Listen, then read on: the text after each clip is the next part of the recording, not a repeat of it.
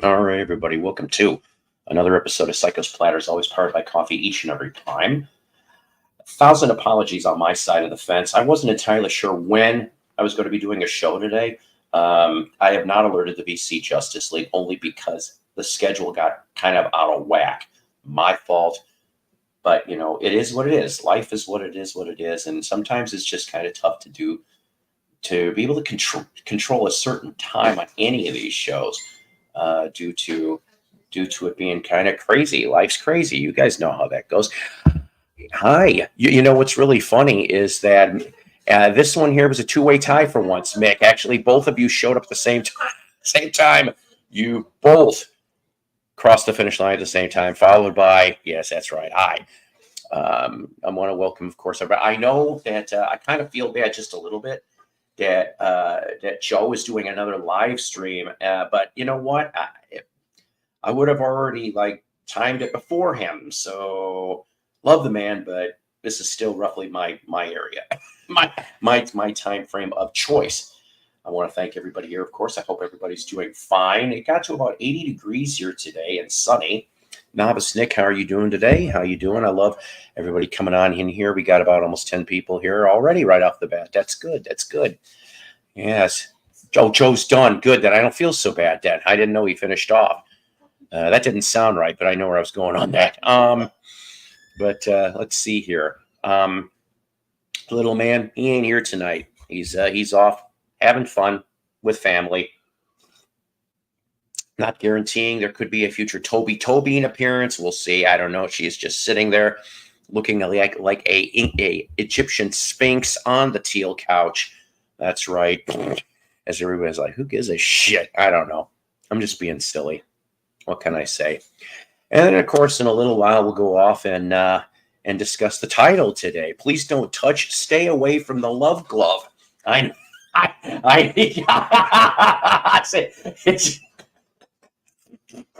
and that's why I make titles like that, because people give me that look.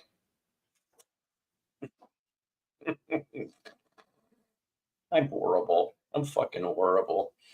But you'll understand once you find out what the components are to this title, you see.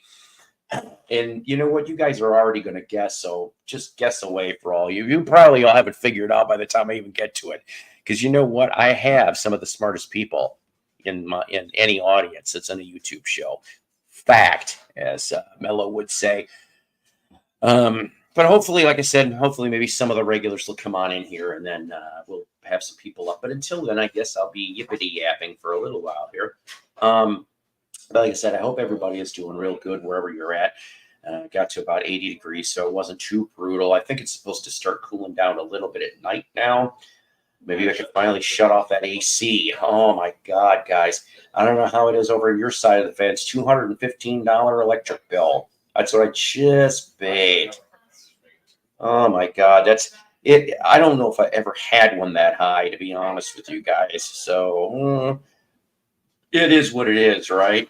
I feel bad for probably you people that live in the, I said you people, probably the ones that live in Nevada, Cali, Arizona, New Mexico. You guys probably have to have yours, maybe Florida too. You guys got to have yours turned on at least probably, 9-10 months out of the year. I don't know. I don't have any Middle East audience. I don't know where Deez is at. I hope he's alive. That's all I can say about that. James and Mick, yes. So needless to say, of course. So I did end up, of course, getting some record finds. In fact, we're going to split them between 2 episodes. Actually, some very reasonably priced stuff. I was very surprised. I think everything was OG to boot too. Sometimes he does get really good stuff. At least he's nice enough, this dealer that I go to, that if it's a reissue or it is a mainly reissue. If it's a reish or an import reish or he'll put that on the label. See, there's no confusion. He tries to be like that. Oh boy. Yeah, well, it's because I have people here now. And uh-oh. Whoever is attempting to come on here, and I know who it is. Oh, he's gone now. Hopefully he'll come back up in a minute. Yeah, it's normally not like that. When it was just me, it was about 50, $60. Maybe not now because of inflation. Maybe be what, about 100? Maybe it'd be 100 now if it was just me. I don't know. Don't matter though. They jacked up the rent, so we can't. It's a lose-lose situation, including the kitty cat rent. Cat's ignoring me. She's just like, fuck this human. I ain't talking about that. Oh man, oh man. I got other things I want to show you too. That didn't sound right, but I got an early birthday gift. Yeah, my birthday's the 27th. Hint, hint. As you're like, shut up, asshole.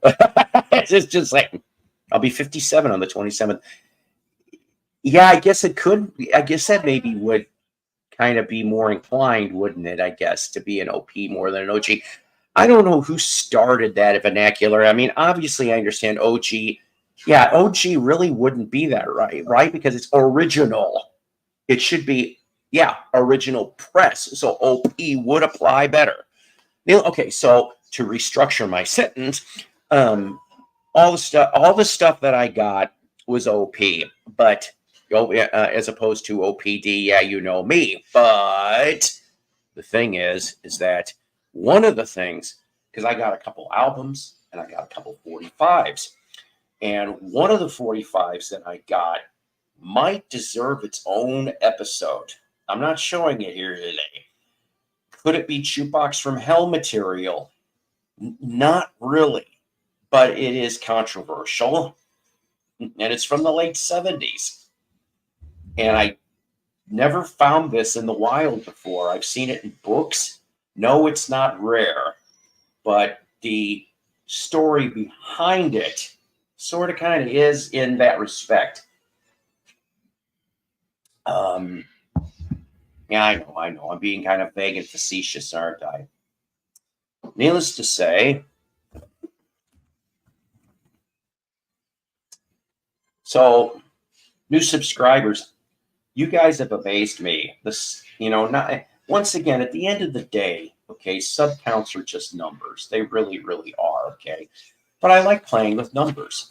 Maybe that's why, even though math wasn't my best subject, maybe that's why I still like messing with math problems from time to time, because I like numbers. But needless to say, the best sub count, period, on this channel. You guys impress me. Zach Jacobson is the newest one that's being shown. Okay, I got like a dozen subs in a week. I know that's not a lot for some of you people, but for me, it means a lot.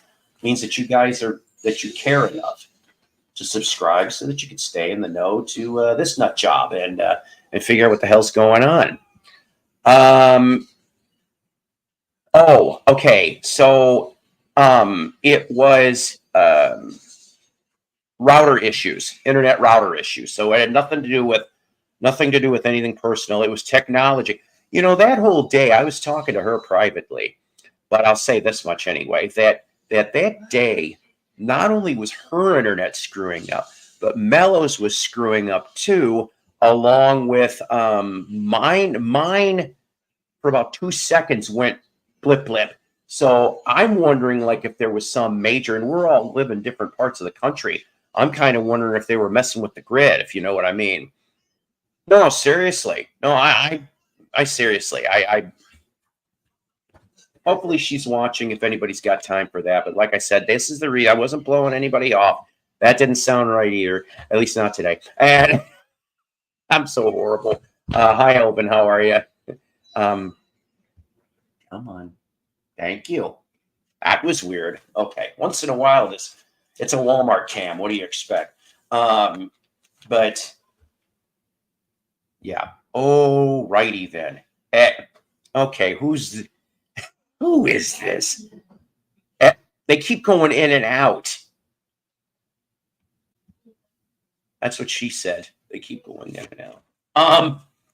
So, Zach, thank you for subscribing, and to all the other people that have not popped up on the YouTube list yet. I don't know. Episode today is in tribute to two people, two musicians anyway. There might have been more, but as I looked last, okay, Sergio Mendes and Johnny Bolin. Now, I wrote some little brief things down pretty much. So, for Sergio Mendes, dead at the age of 83. What the heck? All right, they keep coming in and out. I don't know what's going on. They keep coming up in different names too, but I think it's the same person. I'm just waiting for him to show his face. So anyway, Sergio Mendes, dead at the age of 83. Long-term effects of COVID, supposedly, is what it is. September 5th, he passed away. First started playing jazz in Brazil with Antonio Carlos Yohib. Hope I'm pronouncing that right. I have a Stan Getz Yohib LP from '64. I really enjoy that stuff. I don't have a lot of jazz in my collection, but that is the first album that I ever listened to, courtesy of my buddy Doug Fields.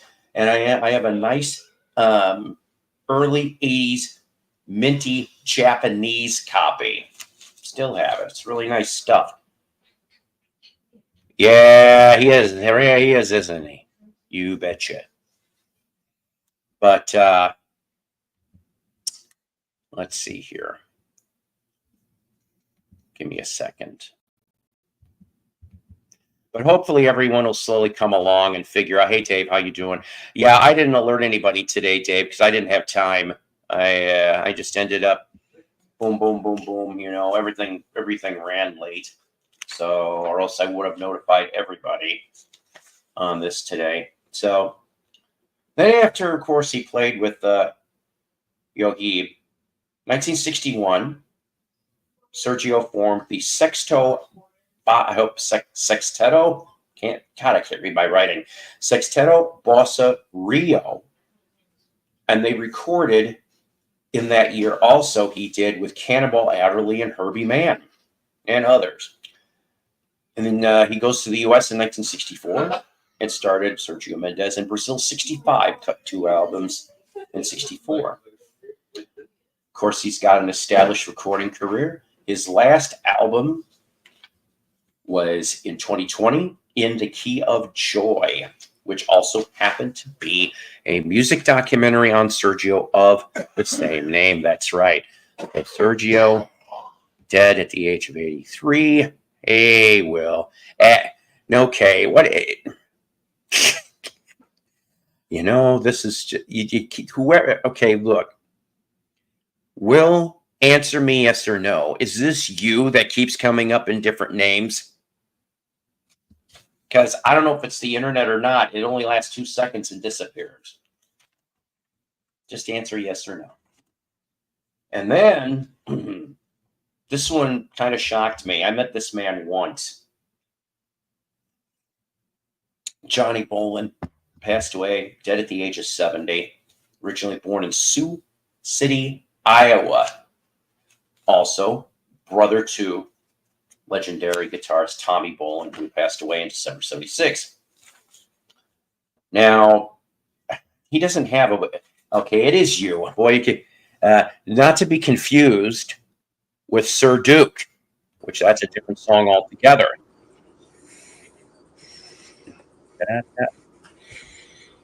Yeah, that wasn't me messing with your backstage. I'm calling in to tell you that it wasn't me. Okay, because there was you're not going to believe this. There was Bill Vincent was the last one that just came up. Then there was another one that had Partier title. So, but they keep going in and out. Why would I do that, Paul? Come on. Why would I call in No. Hey, of myself when I call in as myself? Like, here's Sir William, an actual parody name that I would use, but Bill. I'm showing my face, all right? William. Yeah. I'm not accusing you of anything. I just was letting you know that that's who kept going whiny tiny in and out. I just thought you were being That person's funny. done the same Wasn't going to thing. be. No, that person's done the same thing to my live stream backstage. And Like I he's have him doing it blocked. right now. So guess what? He's doing it right now because it is not you. Okay, there's But proof. but There's it keeps proof. going. Well, I wasn't accusing Let's you of trash the store of Rice Daddy's baby boy. So there you go. There you guys go. Yeah. It's proof it's not me. My hands are free. They were not typing anything just now. Anyways, it's the internet for whoever that individual is whiny tiny because they keep going in and out 2 seconds later. That didn't sound right. Cycles Platters, there's a lot of weird trolls. Well, yeah, and I did. They can No, the VC is a very pathetic place right now.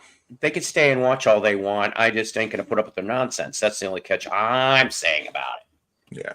So okay, so Johnny Bolin, he was the drummer for Tommy back when he was doing his solo career and such. Which of course he's been dead since December '76, and then he also ended up. God, I can't remember the name of the band. It was on Alpha Records, ALFA. I even found a copy of this thing once, and boy, did they look so early '80s with the fashion. It was ridiculous. But he stuck around in Iowa, and then next thing you know, in around the '90s, although I could not put my finger on an exact date when he joined Black Oak, Arkansas, one of my favorite Southern rock bands. And he was on the Wild Bunch album from '99, which is a really decent album. Underdog Heroes from 2019, which is an okay album. And then in 2023, yes, last year, we can add Black Oak to all the other bands that have done cover albums ever since whenever the history of a damn cover album started. And they created Devil's Jukebox, not to be confused with Jukebox from Hell.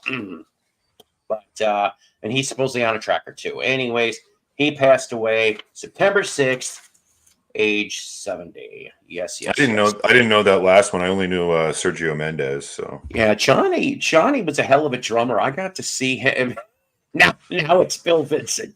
Johnny. Oh boy, this. You guys are gray hairs are coming in, guys. Gray hairs.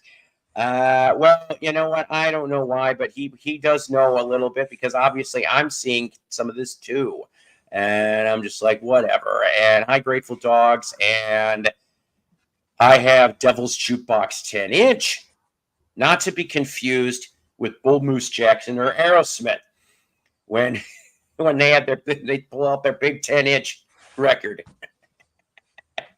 Hey, John, how you doing? Everybody here. It's a psycho party.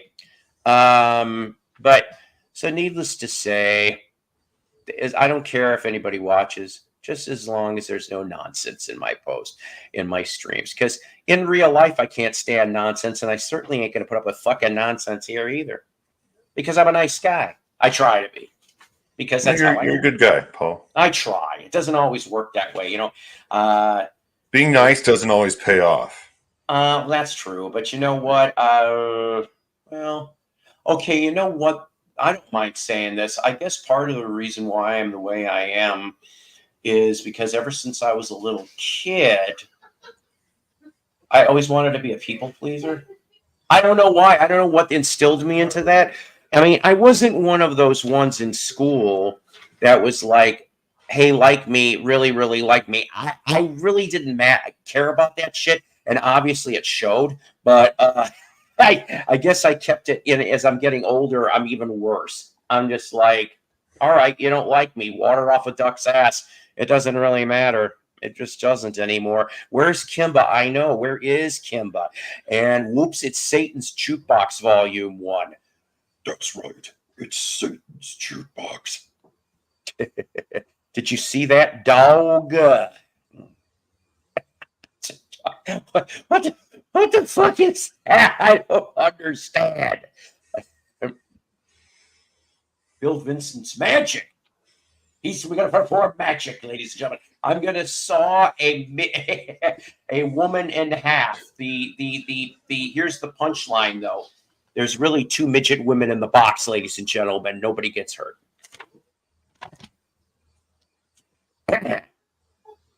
Yeah, I know. That was bad. I already hear the boos. Short women got no. You know, one of my girlfriends was 4'9", but then I had to go turn around and have a have a How six tall are five. you? Say 5'11". You're 5'11". Mm-hmm. Yeah. So And you then I like them had. shorties then? Well, I was going to say I also had a 6'5". Oh 6'5". yeah. I thought no. I guess I thought you were saying that you were 6'5". I just Oh heard that. no. You know, I have a coworker of mine. I swear to God, he's really close to 7 feet tall, and and I don't, you know, we don't, I don't make those typical jokes, but I did say one thing to him, and I meant it. I said, I'm not going to mention his name, but I'm like, dude, and we get along just fine because we yap about music all the time. He likes our kind of stuff, and I'm just like, in fact, once in a blue moon, he'll watch the show when he's got time because he's a minor member of management too now. And I'm like, you know, I envy you sometimes, buddy. And he goes, why? And I go, because I'd like to be able to reach the top stock shelves. They're no problem for you. I'm sitting here on my tippy toes. Randy says he's 5'4". I don't believe it. Well, we're all distressed. It's 2024. But you know what? Fall's coming. And for you people out there that are going to get the Halloween collector's edition of Pumpkin Spice vinyl, where you play it and it smells like pumpkin spice coming out. No, I'm fucking with you. There's no such thing. I was gonna say, Like, is it pressed by Kevin Gray? maybe. Yes, it's pressed by Kevin Gray, and Starbucks sells it. A la Concord Music. Could you like 45s? Could you imagine that? Pumpkin Spice 45. Well, I mean, what would that Sensorama? They've made chocolate 45s that actually play. They have. I would be Yeah. so scared to even Yeah, try. I think what the deal is with him is you can only play him once because, and then it also, I think it fucks up. It either fucks up your. No, I don't know. This is like maybe a decade ago that I saw this, but I think it actually has a special turntable, so I don't think you can really play it on your home player. But I don't know how well it went over. What would the needle be made out of? I don't. What would a chocolate record needle be made out of? Well, the thing is, I think it was a failed project, like a failed idea. Like it seemed cool, but it would play one song and it wasn't even really a full song, or it was even like shit. I don't know. I think it was even like one of those like Tinkerbox type things. You know what I'm saying? Hey, this is a new one, The Last Marksman, and just disappeared. I get it, but I'm just like, anyways, you're creative, whoever you are. I'll give you the Last Marksman. The Last Marksman, and we're not talking about David Marks from the Beach Boys, even though he had a band called The Marksman. See what I did there? I still can't. You know, yeah. I really don't give a fuck about Kevin Gray, and the person who just wrote that doesn't know shit about music either. So I'm not offended. I should have went to that KGLW Inn.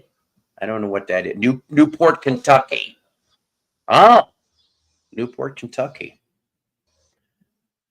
Oh, I got to say, it's got to say ho to Kevin Gray. Kevin Gray's a ho on Stephen Westman's show less than a year. He's a cool. Oh, hi. I'm sorry. Heidi ho. Hi ho. Hi ho. Off to that's engineer. Cool. I don't know. I just don't get into the gimmick stuff, and I think there's a lot of marketing behind it that, you know, it's just overrated. I think they're pressing a lot of stuff that doesn't need to be pressed. And like, you know, I just say that a lot about different things, my friend. Well, it's like what I don't understand about the VC getting all hyped up for like a Mariah Carey release or something, or you know, I mean, I don't know. I make enough videos about records on my channel that people don't give a fuck about yet. It's just funny to see the audience flock to like the shitty record talk is what people like watching here in the VC. Like, I don't know.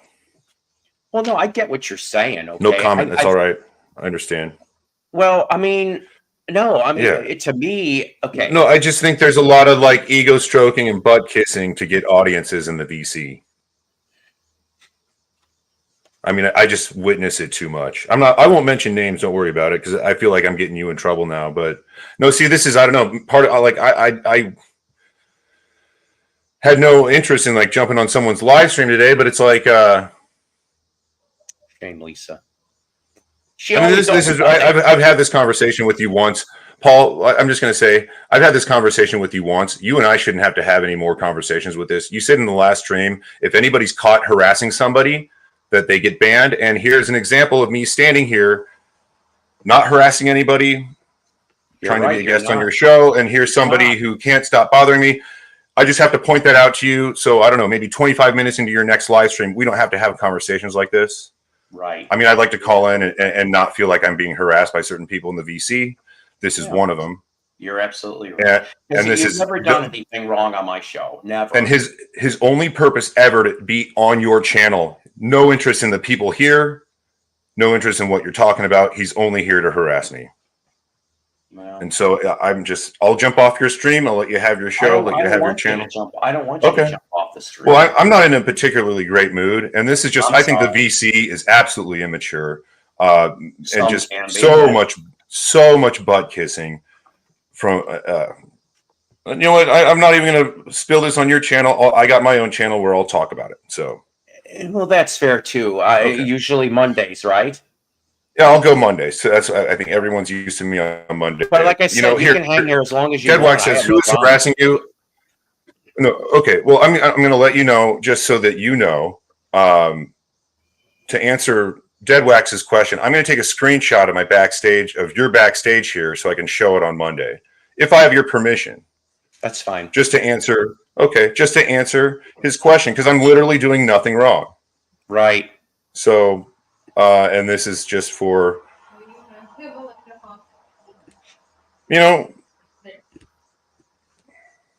just to let anybody know that doesn't know what's going on. Ever since I'd say 10 minutes ago, even before he came up on here, I had different people under a total of 6 different names appear to pop up and then disappear a couple seconds later. I thought it was internet issues, to be honest with you, and it could be because I don't know if it's your internet or my internet. Will, it was just for 2 seconds. It was slightly lagging it. I know we had to reboot the router earlier today at our place, so I don't know. It could be. It doesn't matter whose it is, but just mentioning. So in case you're seeing anything out there, 27 people. That's probably why. And now we get number 7, which literally is actually at the end of this guy. What he just popped up and said, "Lucky number 7."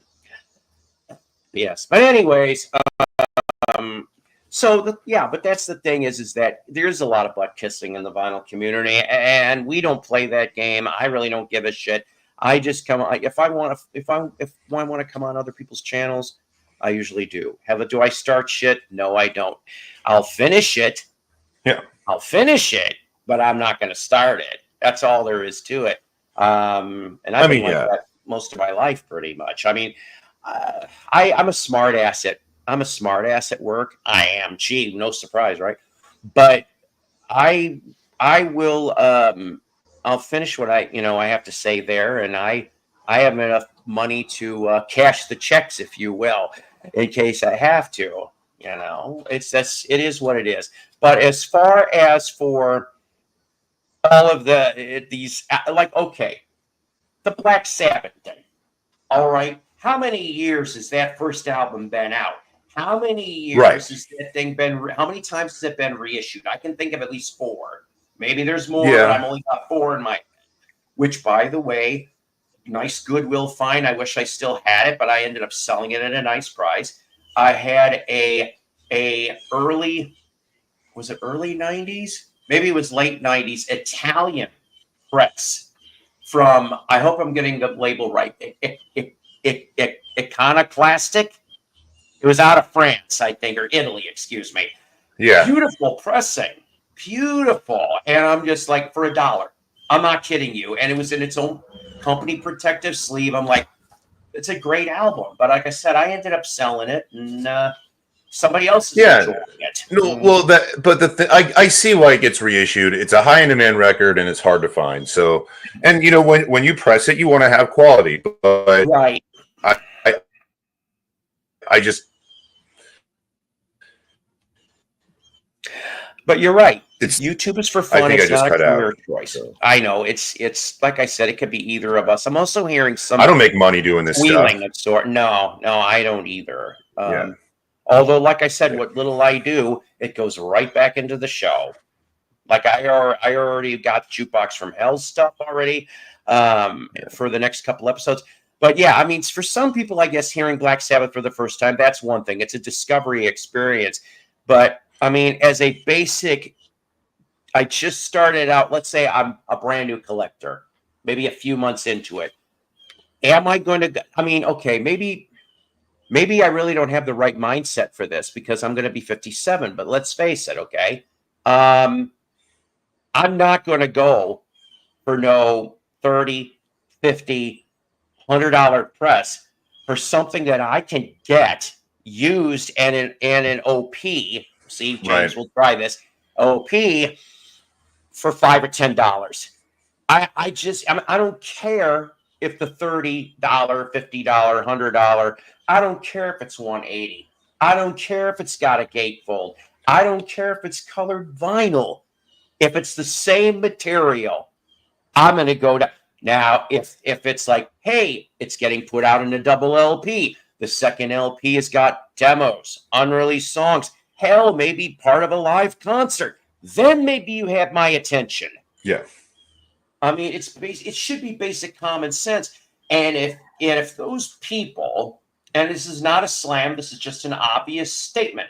If these people have enough to spend, I certainly don't have enough to spend $100 on an album, nor would I do it, unless it's like some old OP, one chance in a million that I'll never find it again. But for a album that you can get, I would rather spend the $5 or $10 original, used, clean copy and be able to buy 9 or 10 more albums for that price than just walk away with one. That's me. I mean, it is supposed to be quality over quantity. Yeah. But I mean, if you've got that much money to burn and you want to buy things, explore a little more. That's always been me. Well, what's funny, we were talking about this I went on Vinyl Dale's stream last night. We were talking about the Black Sabbath stuff and, the whole gimmick. I feel like there's a lot of gimmick and hype behind it. And it really is just caused, like, if you check Discogs, there are people doubling their money right now in that Kevin Gray press. And, I mean, there you just go again with hype and gimmick. And, I think it even goes to like the whole fear of missing out, and people feeling like, like I said, it's like album's been out for decades. So right. What's the rush all about? Exactly. It's like, and I get it. There are more record collectors these days. And then the thing with Kevin Gray in doing the mastering is he did come from that time frame of, producing records in like the vintage era of records. Okay. Well, at least that explains a little bit. You know what I'm saying on that? Right. No, that's the idea with him doing all this mastering. And then, I mentioned yesterday on Simon's stream that, like Bernie Grunderman has been in the mastering scene, and like Bob Ludwig too. So it's like, I think, I honestly think because of like the Robert Ludwig hot mix, there has been like this later, this praisal for people mastering the records and pressing the records than the actual record itself. So I mean, I don't know. It's a whole different type of marketing. Yeah. I mean, Will, you're right in that point too. And here's the thing, and I'll admit my ignorance. Okay. I really have been a Zeppelin fan since I was a kid. Okay. And that's a new one. I like that. Sorry. Bernie Grundman is trying to chuck the string.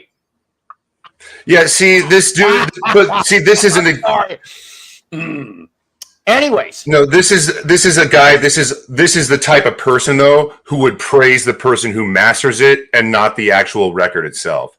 This is like just audiophile shit that don't matter. I mean, yeah, whatever. I know your name, bro, so it's all good. See, that's the thing. It's just like I don't get down with that sort of. I don't give a fuck if it's the guy who's mastered the album. If I mispronounce that guy's name, I could give a fuck less. That means I'm not sitting here, right. jocking egos here. So, and like what Dead Wax just said, I could give a shit less about the best pressing. If a shitty record sounds good to my ears, it's good enough. And that's what I keep saying on my channel. It's like, don't overpay. Don't be like, the guy who went on a 2-hour fish stalking fest all summer and overpay for all your records, Maybe he was down with disease. One I of my don't know. favorite Fish songs, by the way, people. Yeah, if it's a shitty, exactly. Now, I got okay. Here's one that I guess might be an exception to the rule on this, and maybe I'm opening my mouth too wide. Speaking of Sabbath, okay. Even though I think maybe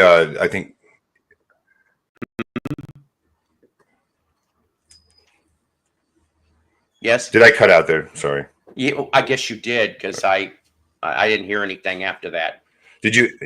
Okay. What did I'm sorry. Then did you ask me a question? I'm sorry. Well, no, I did not. But here's what I was going to say.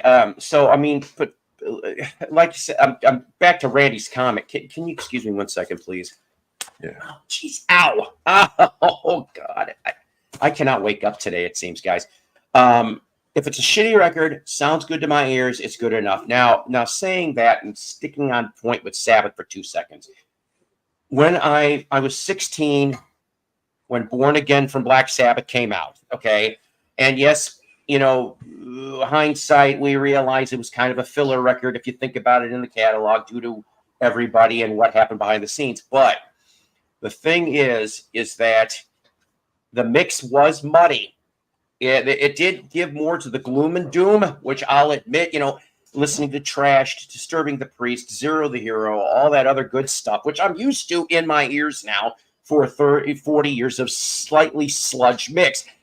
I would like to hear a remix just to see if the gloom and doom feeling is still there, even if it's cleaned up a little bit. I don't know if I'm making sense on this, but that's an example. And as far as for Robert Ludwig, back to him for a second. I'm going to say back to the Zeppelin point that I made from when I was a kid. Like I said, I want to say it was either Presence or In Through the Outdoors, what I bought brand new. So we're talking, I'm a late 70s Zepp fan, and then went backwards. I was very ignorant until a couple years ago. In fact, I think it was when I started watching live streams about the RL hot mix for Zepp 2. And I guess I'm trying to think here. Didn't Ludwig do Zepp 2 and 3 and Houses of the Holy? No, Nolan would know. Nolan would know right off the bat if that's exactly what it is. And actually, Michael, if you've got time, could you come on up here for a couple minutes because I want to discuss something. Nothing bad. Just I'd like to talk to you about some things. What cracks me up, unless you have side-by-side tests, you can't tell the difference. Yeah, you know what? And I think you could be very, very much right on that. I am not I never had two turntables and a microphone for comparison issues. And you know what, though? Maybe so, but I still love that album anyway. I mean, I like some of Ian's solo material, but I'd rather hear him obviously in Deep Purple. But that Sab album was really good, and in its merits. Oh, William's gone, but yeah.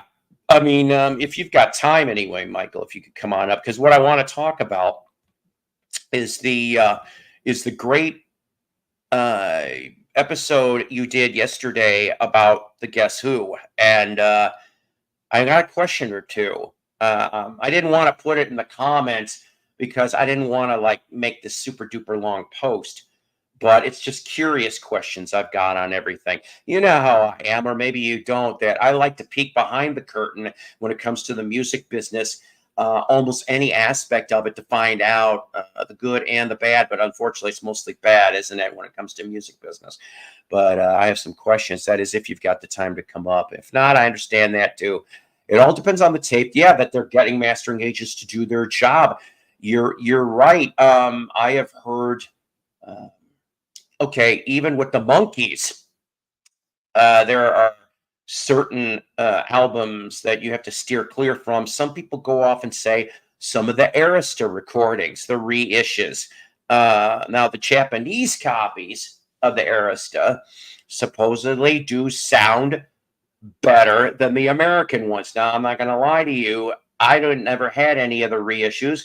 The only Arista Monkees I ever had was the Greatest Hits cover from back in '76. So I have never had any of those to be able to play. I've got the '82 Japanese pressing of Head. Sounds good to me. You know, I mean, I guess if I was bored, I could go off and take that '82 and then listen to the '68 OG from Cold Gems and see what happens. I want the NEMS versions of the first, yeah. And you know, I'll tell you something too. Grateful, I never saw the NEMS SAB albums in the cutout bins. I did see them in cassettes. I did buy some of them back in the day on tapes. The only vinyl NEMS that I ever saw in the US with the NEMS label, of course, was Live at Last, which was what, 78, 79, after Ozzy got let go. Tony did a good remix of Forbidden album. So you know what though, John? Okay, maybe I don't need to get it, but I heard, and I should pull the trigger on this, and I hope it's still on sale, that they dropped the price of that Tony Martin box. Seriously, for the 4 LPs in the box. Considering that I only ever owned Headless Cross on vinyl, which I'm not sure if I even still have that or not. But to have Tear on vinyl and then Cross Purposes and Forbidden, they are cool. Damn it, they really are. Not that cool, but they're cool. I'm not okay. I'm sorry. Rain check definitely, but let me tell you then what I do want to tell you. And listen, guys, if you have not seen Michael Nolan's newest video about the settlement that happened with the Guess Who, I tried to look up. Have they come up with any details on what exactly? I know you said in yesterday's video that there wasn't many details at all. Is it? But do you know? Is the fake Guess Who going to have to stop? Because Bachman and Cummings won? If that's the case, good. Hopefully that means we will have a Bachman Cummings Guess Who along with, well, geez, I'm assuming if they're going to play that game, I'm assuming Tal would be with them. I like Tal Bachman, even though I only remember him from that one album. Boy, did that land in the cutout bins, though, shortly thereafter. But and once in a while, stupid Walmart radio will go and play She's So High. I can't sing, never could. Ladies and gentlemen, straight from Wyoming, maybe one of the best things ever to come out of that state. Well, thanks. Well, you're welcome, considering that evil Uncle Jim used to live there for many, many years, and even he's not in the list. But back to him for a second, though. I did put in the comments, if you haven't read it yet, Michael, that maybe you've done episodes on these guys before. So here's a request, okay? Molly Hatchet and Little River Band. That's the two that popped into my head when I was watching your video last night. Especially Molly Hatchet. Does there need to be? Guys, look, I normally don't go off and tell people. I'm never going to tell you guys what to go see. That's up to you. But I do like informing people, and Michael will inform. I have been like that as well all these years. Molly Hatchet, all the original members are dead. DEADD, dead. Oh yeah, I heard about that. Anywho, so the thing is that the only ones that are in that band John Galvin since 84. He hasn't always been there, but he was on the keyboard stuff. Technically, what they call the classic era of Molly Hatchet is from 77 to 90. After that, I mean, even though Danny Joe Brown didn't leave till 95. I'm sorry. I thought I took him off that comment. That'll teach me for not waking up. But that's the thing. Why do they always remaster great sounding records to begin with? Oh God, nothing could save that Shags. Nothing. I heard they nothing. I heard they reissued that Shags album on some record company a few years ago or something. Did you see my jukebox from hell? I'm sorry, I'm behind on some years. I did. Well, this was I think I ended season 3 with the Shags, but it was CD because I wasn't paying $30-something to get a reissue Philosophy of the World. Fuck that. No, and so Michael goes, no, and I'm wondering about that. Cummings hinted at possible future shows, but one cool thing I didn't mention was that the fake Guess Who's music is now good. Now here's the thing. If they would have stuck around and named themselves anything other than the Guess Who, yeah. Or how about this? They could have called themselves, well, even then this would have been sketchy. But if they wanted to go off and be a little cute or clever, if you will, they could have called themselves Star Baby. I don't know if there's a band name called Star Baby, but let's say Star Baby, the name was open. They could have called themselves Star Baby and kept going. But now the problem is this, and I wasn't sure about this until last night's Michael Nolan video. And no, I'm not kissing ass, but I do believe in mentioning good content when it's there. And this man is pretty damn consistent in his content. Just telling the truth. So I didn't know Gary Peterson finally retired from touring. So he's right. There is nobody, because I know Gary in 2023, early 24 wasn't at every gig. He almost was doing a Mick Jones situation from a couple of years ago. I know that Gary allegedly had heart issues, but I didn't know he completely retired. So yes, in essence, it is a total bar level band that is hiding under that name. So Molly Hatchet, Bobby Ingram, 1989. No, excuse me, 87,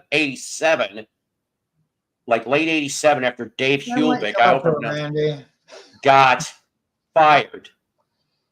That's when Bobby and John both came from the Danny Joe Brown solo band, which it's a really good album. If you guys have never heard that, from 81, go look for the Danny Joe Brown band LP. He only made one. And yeah, saw Hatchet in the 90s, sat in front of the amps and was deaf for 2 days. Now, let's see. So if you saw him up to the summer of 95, then you saw him at least with Danny Joe Brown and John and Bobby Ingram, the one who owns the name, because he bought it from Pat Armstrong, their manager. If you saw him for about in 93, then you got an added bonus because bassist Banner Thomas was in the band too. So you had 2 originals. But Banner left. Why? I'm told because of Bobby. That's why. And oh boy. But Bobby Ingram has owned the trademark and the name since 1996. Yeah, 96, 97. You know a lot of stuff, Paul. I love Molly Hatchet. It's just like with the whole Black Oak thing. Oh geez, whatever. The Black Oak thing, they are supposedly God.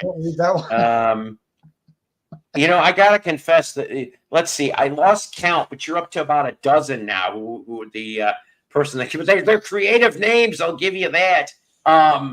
So they're making a double album. Black Oak is, I guess. I'm assuming they're trying to, and I can be talking out of my ass. I've been known to do it before. Excuse me, do you have a bit? But Cleopatra Records has been the label for Black Oak since at least 2019. And I'm wondering if maybe they're trying to do 2 LPs now to quickly kill their contract. I could be completely wrong on this, but supposedly it will be released by late 2025 is what I'm hearing. And I guess Jim Dandy must be feeling better because, well, he's back in the recording studio. I know he was pretty sick for a while. But yeah, it's just Jim Dandy, guys. And a bunch of other people. Like the drummer that they've got, it's not Johnny, obviously. He's gone.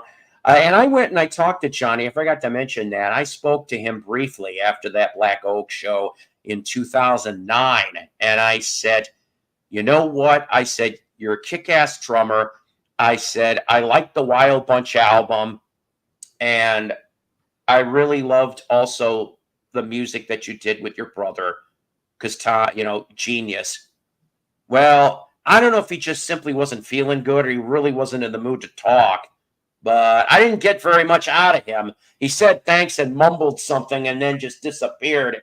And I'm going, But I guess from what I heard from a friend of his who may or may not be a future episode on an interview here, who was a roadie for them, he could be like that sometimes. But he was an overall nice man. So I don't know. Maybe I just got him on a bad day. Maybe. Let's see here. First, saw Blackfoot on a tour with Nugent. I would have loved to have seen that, especially if it was, the Blackfoot up till 1983.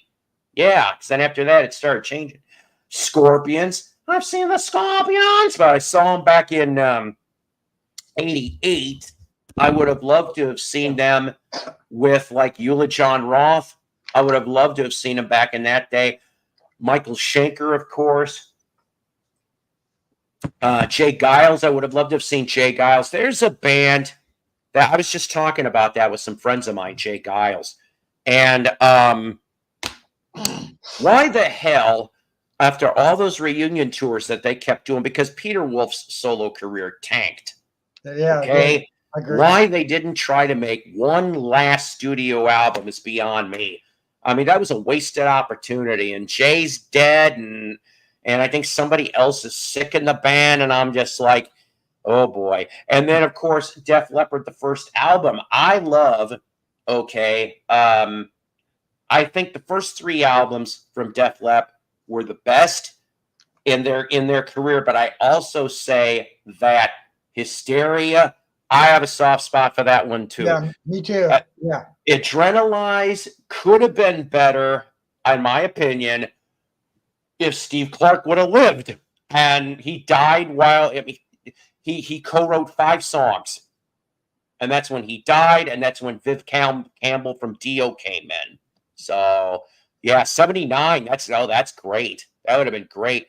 I agree, get rid of the Little River Band and Molly Hatchet. Yeah. Now I did hear something, Michael, and I'm not sure how true it is. I've been trying to do a little research, but Glenn Sharrock is doing a U.S. tour. Like he's either doing it now or it's coming soon. And I'm like, good. I will go. I would pay money to see Glenn sing because he was on those 70s and 80s records.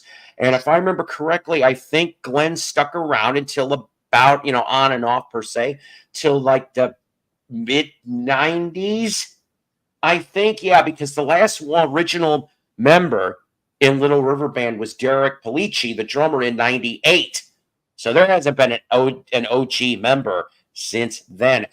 And we do need Jim Dandy to the rescue, but, like all the original lineup is dead except for Pat Doherty, the bassist. Tommy Aldridge wasn't original. It was Wayne Evans was the drummer. He's still alive, but he's retired. And Tommy will never talk about Black Oak, I'm told. I mean, and I think part of the reason why he won't talk about it, and I remember seeing an interview piece about this. So this is not really allegedly. This is coming from Harvey Jett himself, who was the first classic lineup member to leave in 74 after Street Party. But he left because he became a born-again Christian. Not only that, Tommy Aldridge was supposed to go with him that night when they was going to leave the band, and Tommy had second thoughts. Well, Harvey left. You know, he still got his Black Oak money, but he left, and he did cut one last solo album before his passing, a couple years ago, actually, which is a fine record. Tommy, on the other hand, learned his lesson. I think I know I'm speaking out of turn, but later on in a brief interview, he moved to Chicago around 1977-ish, and he performed in a band called D Thumbs. D, whatever you call it, comma, Thumbs. And it had Cliff Johnson, who would end up in Off Broadway. It had Pete Comita, who would end up working with Cheap Trick. John Brandt, also going to be Cheap Trick down the line, and session drummer Kevin Valentine. But he wasn't a drummer at that time. It's kind of strange. Everybody was doing different instruments. And Tommy has to go and hide out, literally in Chicago, for over a year. They made a demo tape. They were this close to making it. Something went wrong. That's how Aldridge ended up going to Pat Travers, which he did some excellent work for Pat. But in one of the interviews, when he went to Travers, he basically said why he finally left Black Oak. It was a combination of their manager mixed with a little bit of Jim Dandy. That was in the late 70s, that interview. Hey, always in my ears, always in my eyes. Yes, and Deep Purple touring with no OG member and apparently sucking on the tour. Yeah. Now, yes, you're correct. Deep Purple, you've got Ian Pace. He's the only OG. You're right on that. And that's too bad that they're sucking on tour if they really are, because now I'll admit when I saw Yes in 2019, I was a little underwhelmed. I'm still glad I got to see Steve Howe. Alan White came out for 3 songs, and you know, I don't blame him. He did not looked like he was tired.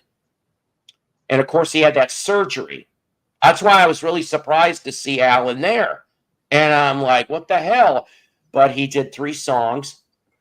And then that was your only classic lineup members, not original. And let's see. And then of course Jeff Downs on keys, not original, but from what, you know, of course, 1979 and 80 member of Yes and the Buggles.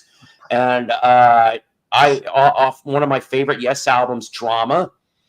In fact, I think they played Metal Messiah on that tour, which I was really happy about.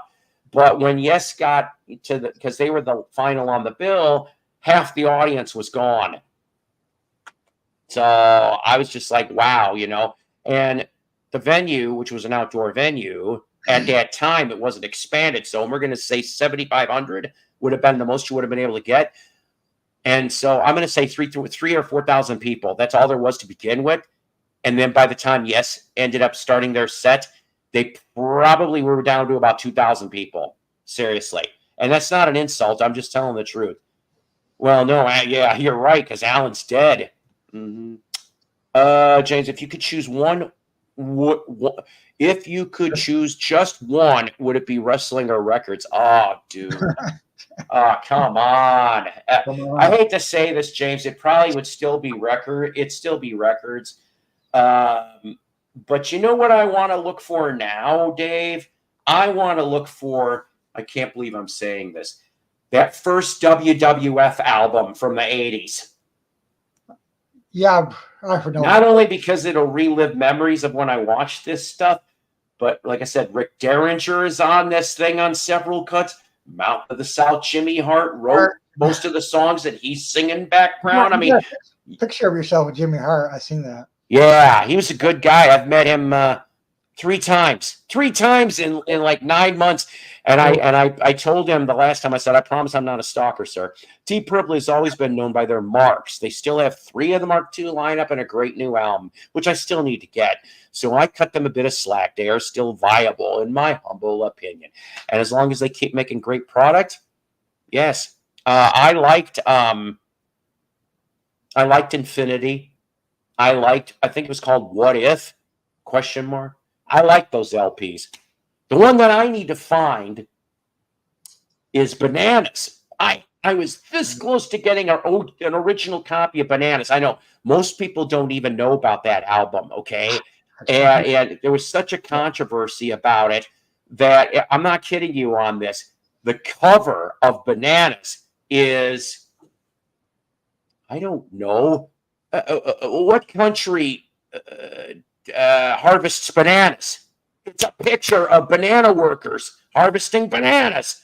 I'm going, and the album title is called Bananas. And I'm like, what the fuck? But that CD is not that easy to find. And I had it in my hands. That's what she said. And I should have got it, and I didn't have enough money. It wasn't a ridiculous price. I saw the Fly From Here tour and the three album tour. It's terrible. Oh, I like your name you just put up. I hope you don't think I'm a fool for your loving. Here we go again on my own. So that's your hint of what he put up. No, That's what I'm, John. That's collectible. That really, really is. That's one of the tougher CDs to find. And vinyl wise, it was 1970. It's an instrumental. I actually came across a copy of that, but it wasn't. It was not an OG. Excuse me, OP. U.S. press. It was a UK. I need to find that Banana CD because I'll admit that might be in the jukebox from hell only because of the controversy that's behind it. Another one, Battle Rages On. Now that one I don't think ever came out on vinyl in the States. It was in 94, I think it was. That was a CD. Richie Blackmore gets all whiny bitch, I'm told. And by halfway through the tour, he leaves. And Joe Satriani comes in for a couple of weeks. Joe Satriani is good. Yes, and he and there's very little audio and video evidence, but Satch did perform. I think it was for a couple of weeks to finish the Rage tour. See, that's the thing. And I was like, I remember the reviews were okay. It was not a bad review. I love Perfect Strangers. That album, I like that over House of Blue Light. I played House of Blue. I can't even remember the damn single. Yeah. House of Blue Light came out in 87. Yeah. I can't remember even the damn single that came off of it. That's how memorable it was. And I don't even remember seeing it on MTV. Perfect Strangers is that. Yeah, and I got to find a copy of that. Excuse me a minute. Dave, talk to everybody for a minute. I got to get more coffee and turn the lights on because it's starting to get dark. It's 6:41. That's why. You guys don't leave. I'll try. Okay, I know you can. You're real good. I must have caught everybody in the VC Justice League being very busy. I bet you Mello is on his way to a gig if he hasn't already started. Probably Jen is probably busy on another broadcast or something else. And Lord knows who else. But I put that out there. You talk for a minute or two. In fact, you got any albums by you? Just some jazz, just 3 new jazz albums. That's about Go it. for it.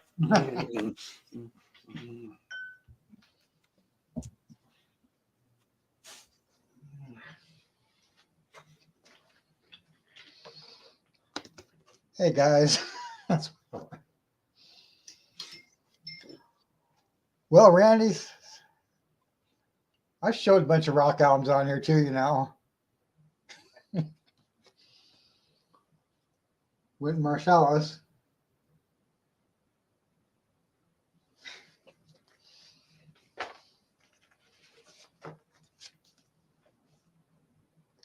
James, I used to have that album. I got rid of a bunch of my late 80s rock albums, which I regret now. I'm trying to find some of them again, James. Okay, I'm a geezer. Isaac Hayes to be continued. 970.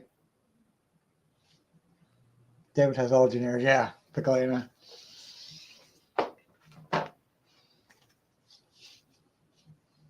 Joe Wilder Quartet Jazz from Peter Gunn.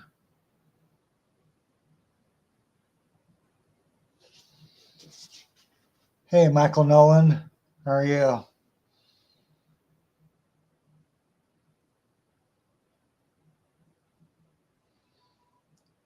I used to have a bunch of hair metal bands in the late 80s, but like I sold them off, you know.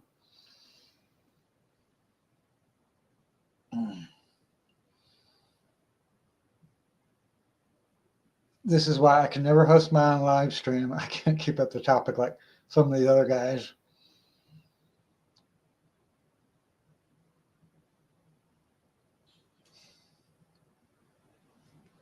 Oh, I forgot to show you.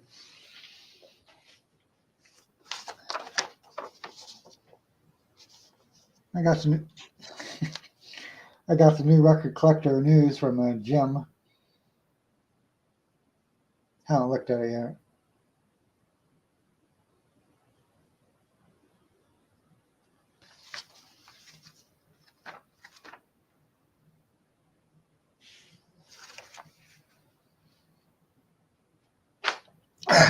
Excuse me.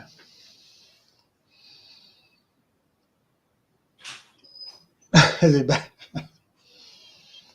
Paul is drinking coffee like me.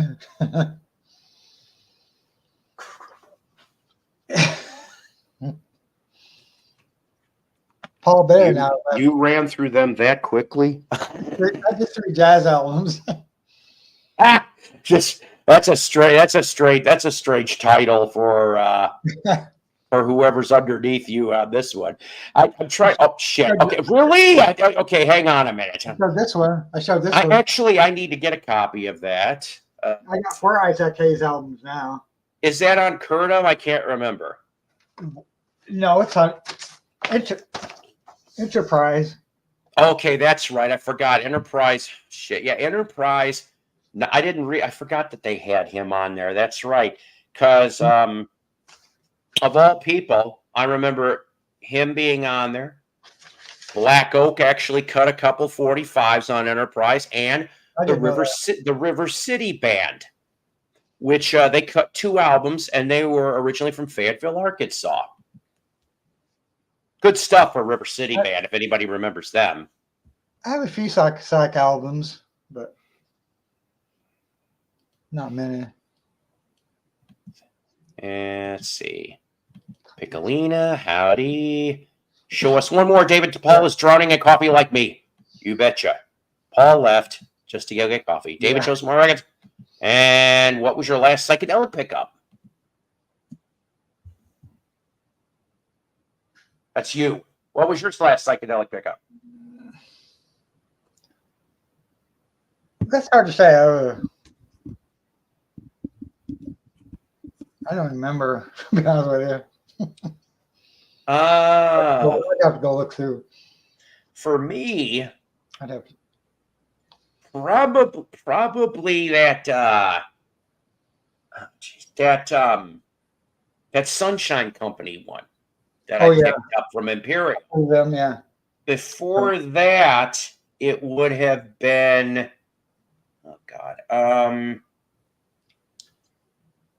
the first H.P. Lovecraft. I found that along with Banger Flying Circus. I actually found a copy of that too, which, by the way, I am actually trying to find a member of both of those bands. I did a little detective work. I think I found the gentleman's address, but I really don't want to go that route. I really don't want to go, hi, are you, fill in the blank, are you the same with Milo? Although I don't think this gentleman would be mean or obnoxious or anything if I tried to do that. I just don't want to do that. I'm hoping maybe I can communicate with him secondary channels, but he's a former Chicago musician that was in several psych bands in the late 60s. So maybe future interview for the show, maybe. I don't know. But let's see. I have tried to count the best I can, and right now, this individual has an award. We're gonna have a Psycho Award for the most different names. In a blinky attempt backstage. We are at number 15. I have counted all this. Paul, yes, sir. this private chat thing that's going on. Yeah. I'll say this has happened on some other live streams I watch. That's why they don't give out the StreamYard link anymore. I don't think it ever happened on your show. I didn't think it ever happened on your show. Is all.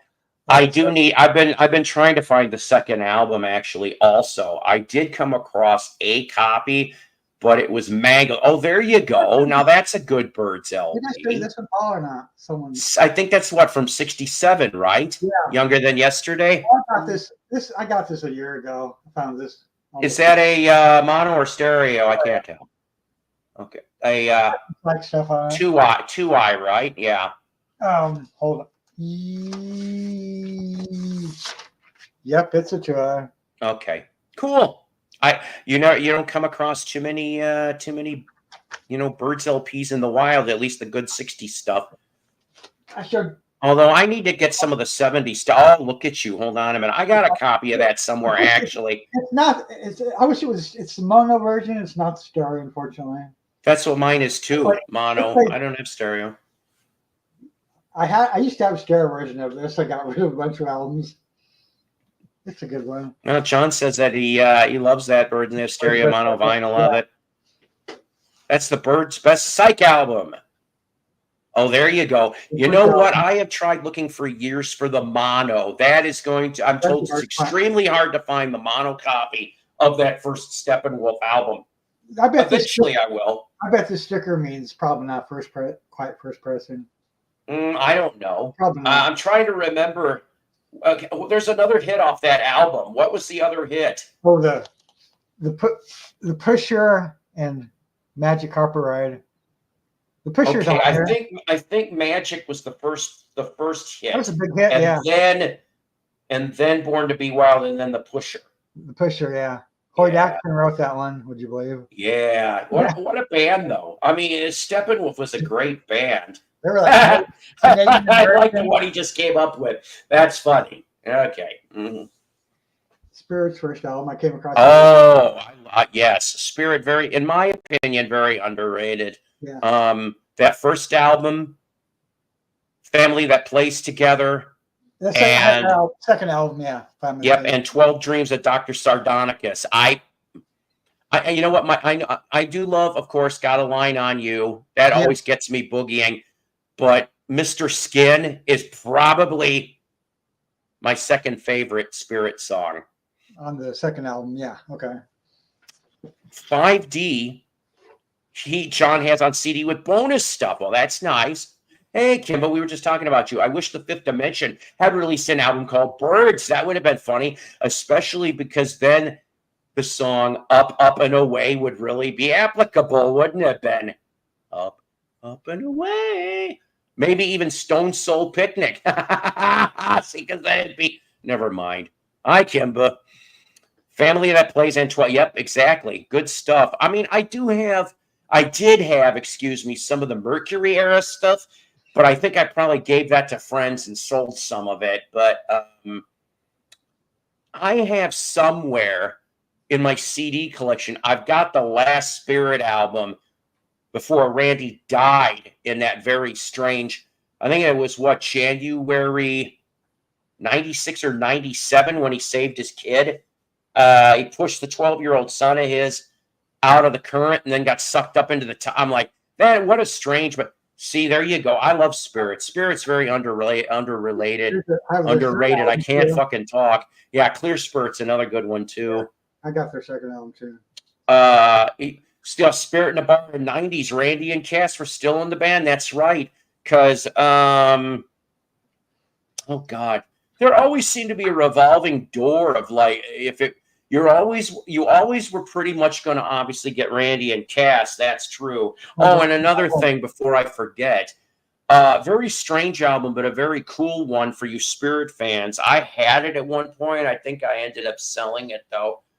Captain Copter and His Twirly Birds from 1972 on Epic. And not only is it Randy and Cass on that album, I think it's either Mark Andes or John Locke does an appearance or two on there too. But you also have a member of the Jimi Hendrix Experience and somebody else in And what I like what one of the names was Clint a Taurus. I'm going, really? Really? You really expect, oh God. But if you saw them in a bar in the 90s, so yeah, Randy and Cass definitely. But I think if it was not Mark Andes, because it was either Matt Andes and or John Locke would pop in from time to time during the tours before his death. So yeah. See, if I get the Captain Copter, I don't know if it ever was released on CD, to be honest with you. Okay, yeah, so about 90, 91, sure. So yeah, you saw him at a good time too. I'm not even mentioning the name that he's put himself under. Not doing yes, and I think I probably need to pick that album out again, pick that up again. I probably shouldn't have let it go, but you know what? Money is money, guys. You need money. What do you do? Oh, listen, Wyoming Dave here, sir. Let me show you a jazz-related LP I showed on the last show, but I listened to the whole album. Okay. Yes, on Epic Records for Captain Ka. That's right.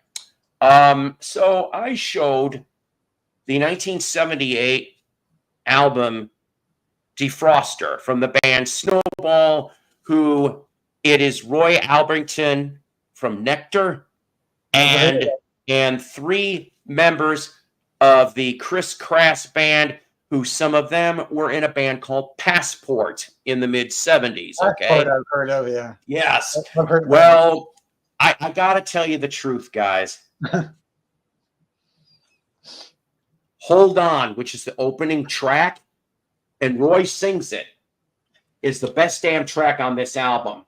Hold on. There is only 4 songs with vocals. There's 10 songs on here. There's 4 songs with vocals. The rest of it's instrumental. And I'm not questioning that these people aren't proficient, but the music bored me. Okay, it did.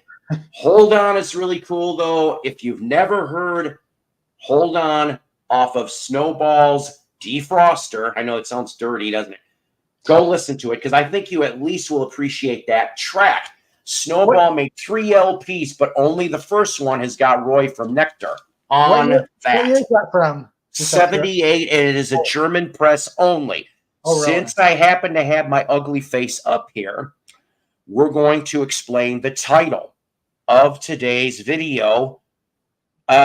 Please don't touch. Oh boy, stay away from the love glove. And I know you're like, what porno movie have you been watching, Psycho? Actually, no, but it's funny how I cobble things together, don't I?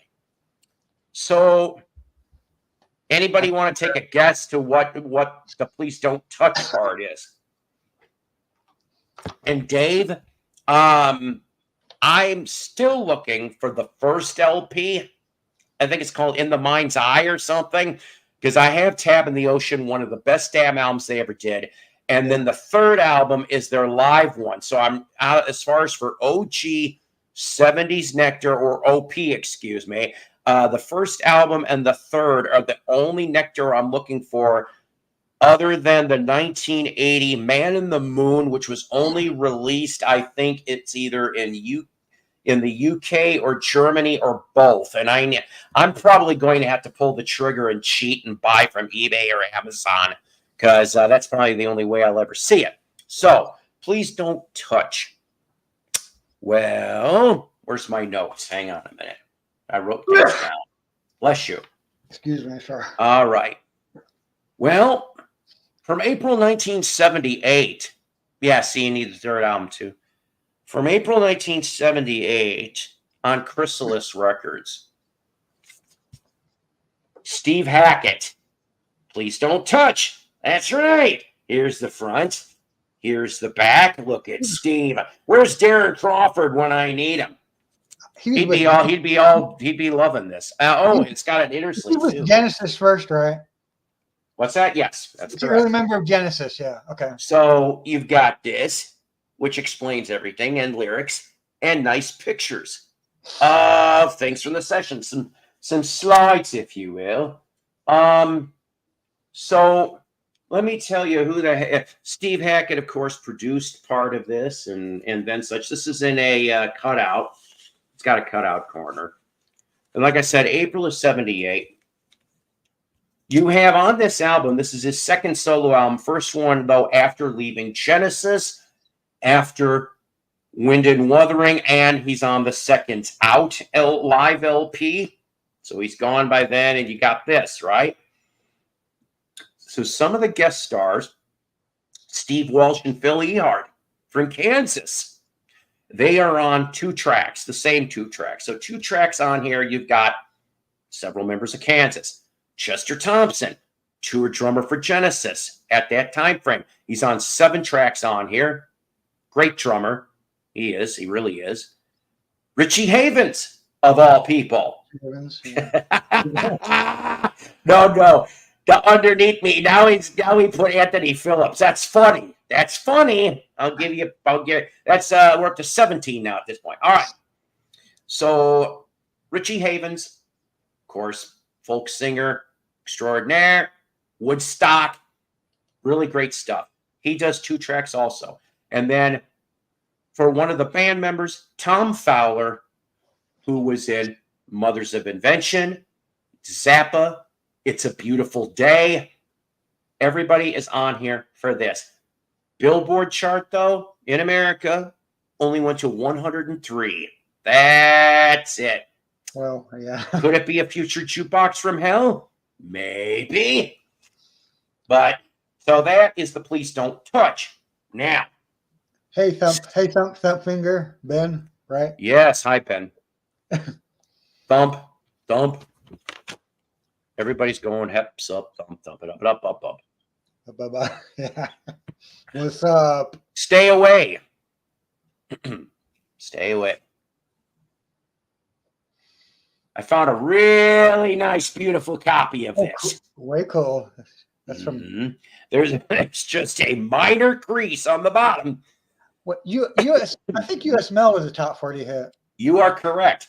This is February 1968, from the soundtrack, of course, otherwise known as Stay Away Joe. That's one song I don't remember. I have to look up the song again. I forget what it sounds like. Featuring, well, it was the B-side of featuring Burgess Meredith. He was doing double duty. I said double duty. He was doing Batman and Stay Away Joe, because this was filmed in 67, you see. Joan Blondell. There's a name you don't hear about anymore in movies. We did movies in the 30s a lot. Joan Blondell. I know. And also there was a really cool band called the Amazing Blondell, which I actually found one of their vinyls. If it wasn't Scratch to Holy Hell, I would have got it dirt cheap. And then I don't know who, Katie Gerardo, Thomas Gomez, and Henry Jones. All right. Now available, Elvis Volume 4 Gold Album, which on an Elvis album collecting standpoint, this is one. Oh, boy. So how you doing? Glad to see you. John, glad to see you, definitely. So the Volume 4 that they're promoting about, okay, which came out in February 1968. That's when this 45 came out, okay? Late February, to be precise. And, of course, your label's going to look like this. It's a little tight. Yeah, that's what she said. And so very, very nice. I mean, it is like very close to mint on this. But so this went U.S. Mail. Jerry Reed, of course, did did the song a year before this. Jerry Reed's on guitar, makes it to number 28 on the Billboard charts, okay? But if you collect Elvis, and you Elvis fans are going to know what I'm talking about if you've been collecting long enough. But as far as the U.S. presses are concerned, and I always try to look for this on Volume 4, the mono copy of Volume 4 is probably the scarcest mono Elvis release. All right? Yeah, we're talking about, I've seen price ranges of $400 to $1,000.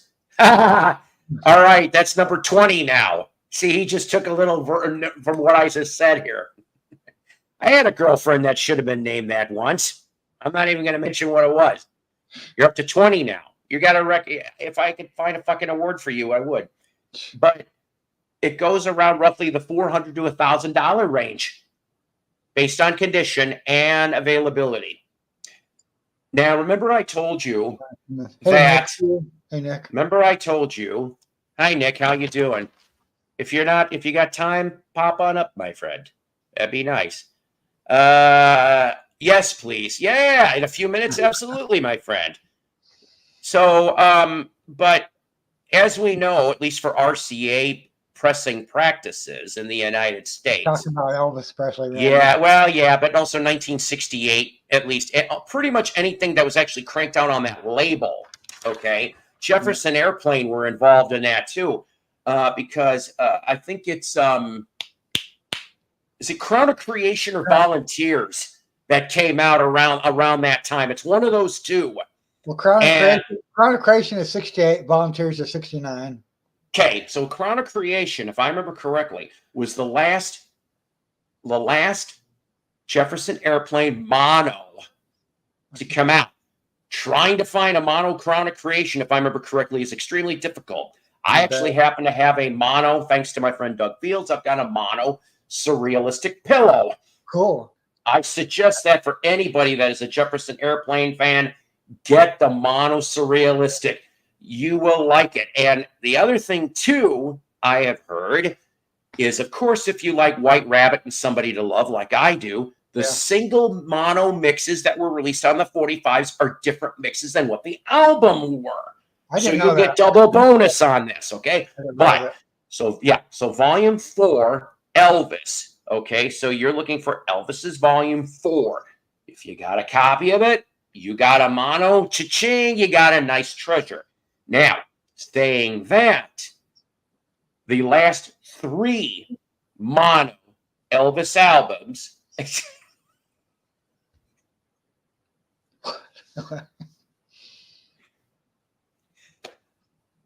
I'm going to blurt this one out. He put in his title Surrealistic.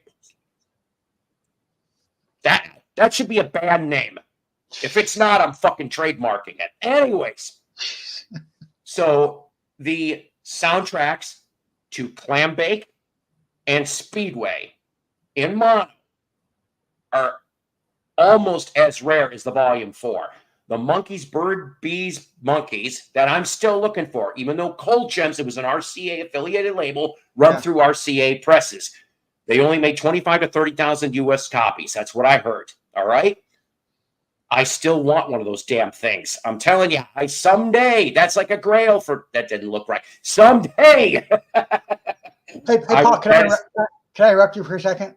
Yes. You know, I heard that I have the Doors' first album in stereo, but if I heard that if you find the Doors' first album in mono, it has a muttered F word in the end song or something. If you find the I have to replay mine because I don't really quite remember. It's been too long since I played it. You can hear him saying F. I will.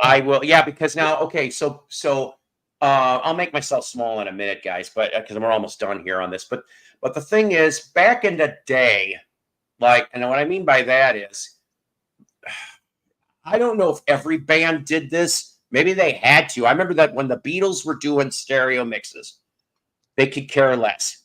Like for Please Please Me, they made the album, in a week, right? Nick. The stereo mix, they only spent half a day on it. Seriously. Different mixes, half a day. So they did a rush job. But, I mean, it's almost like the band, depending on what the band is. They would do the mono. If the mono was key first, they would be like, okay, do the mono. This is your big album. Stereo mix. Okay, we need to put some time. You already know what the songs are. You've already got them down pat. We're just going to do this, whatever they do for stereo, and put it out. So there never was really much time put on the stereo stuff back in the age of mono until, 1968, which was pretty much your last year for any type, mostly unless it was promo.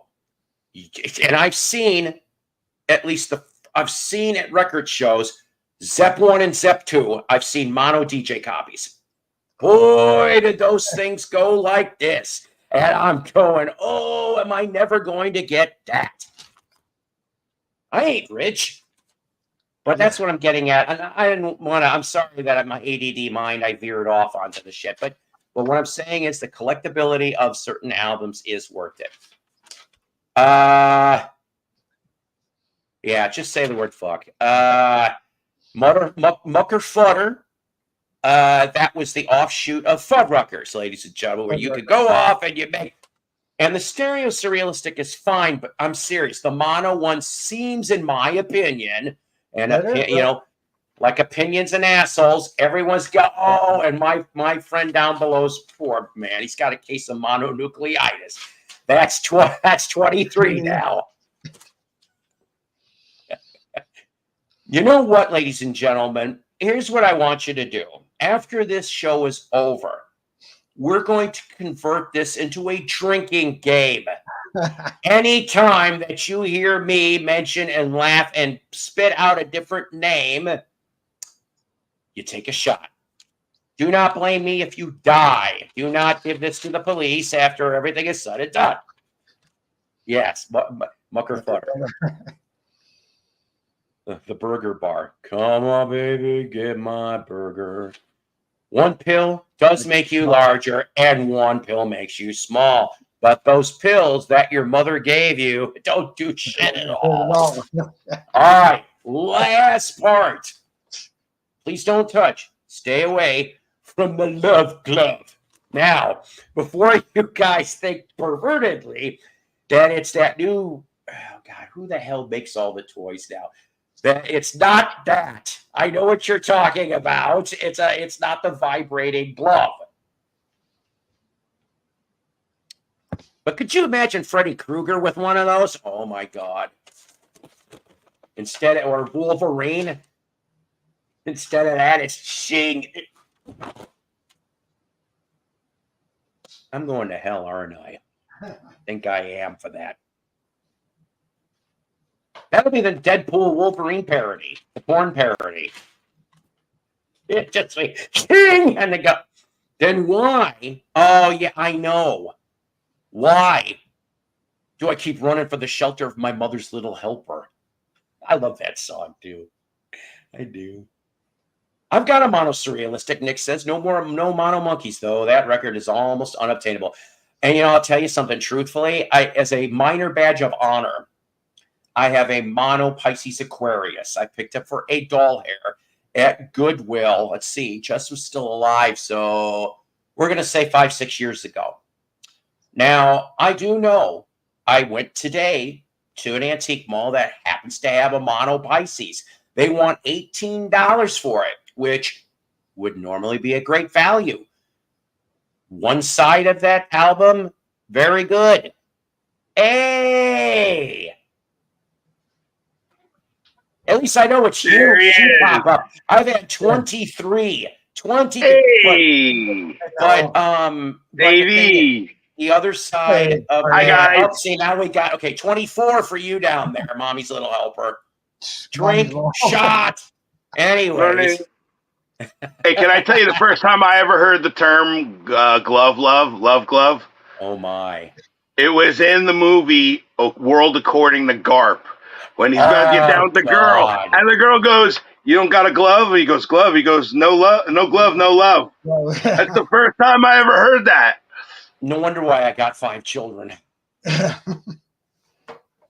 hate the things. I understand why you got to wear them, but if you know your partner really, really well. Oh, hang on a minute. Oh, that's a good album right there. It is a good album. Now, is that mono or stereo for the Baxter? It's stereo. Yeah. I like that record. Label. Oh, hold on. I used to have it. That's a Yes song or Kansas. Take your pick. It's originals. Oops. Nice. Eco. I love that label. I know it's basic black, but I love that label.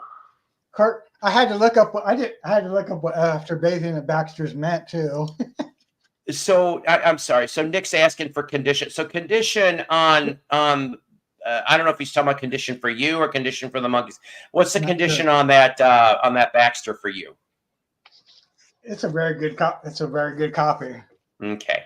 So as far as for that antique mall mono Pisces, one side was beautiful. The other side scratched to holy hell. And that's the reason why I didn't buy it, because I actually was going to get it for, I know she's so behind on watching the shows, but my Illinois bestie, Kathy Emmer, I was going to get that for her because she's not have a mono.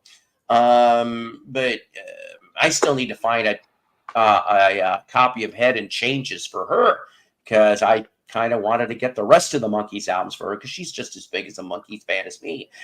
And she got to see Davey along with me when I went in 05 when I took the show there. And she's got, let's see, she's got Davey's autograph and Mickey's autograph, and she doesn't know it yet, but I got her one of Mike's final autographs he made before he died. And then I still need to get a Peter autograph for her. So Victor, the RCA dog is a great, I know, right? It is. So the stay away from the Love Glove. This goes a little different. Hang on a minute. Where's my notes? I'm so disorganized. I also have a book, but I'm going to wait till next episode to show you that my manager bestie in Arkansas here, Donna Jo Cat Lady, let me borrow. She let me borrow the Blackie Dammit book, which I hate to say this isn't that good right now in the first 50 pages. But she gave me something interesting about 80s hair metal, which I'll talk about the next time. So the last part of this. Hey, David Donnelly, where are you? So Visage, this is the first one I've ever found.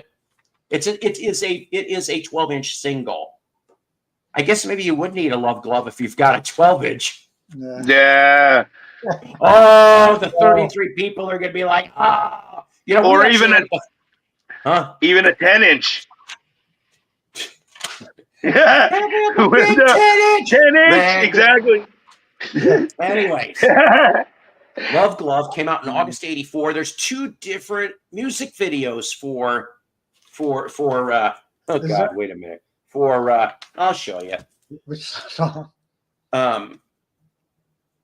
Well, for Love Glove. But so this is a 3-tracker from Polydor. I don't know why I never liked the Polydor label. Although, yeah, but I mean, but this here also gold stamp promo. I know you can't see that, but 2 different music videos for Love Glove, and it only made it to number 54 on the UK charts. Sure. So that, ladies and gentlemen, is please don't touch, stay away from the Love Glove. And coming never to a porn theater near you with Lisa DeLue, Ed Graham. That's number 25, sir. Ed Graham. Let's see. Lisa DeLue, Kay Parker, John Holmes, Tracy Lords when she was finally an adult. See, I had to put that in there. Samantha Fox, because she wanted to just have some fun.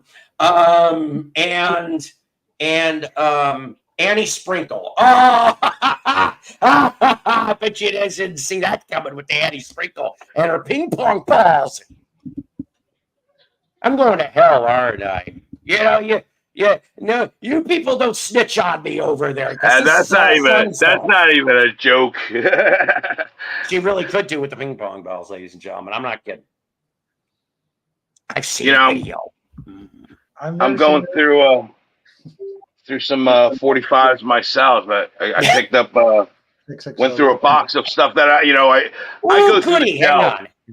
Nice gaggle you have here. Where the hell did he go?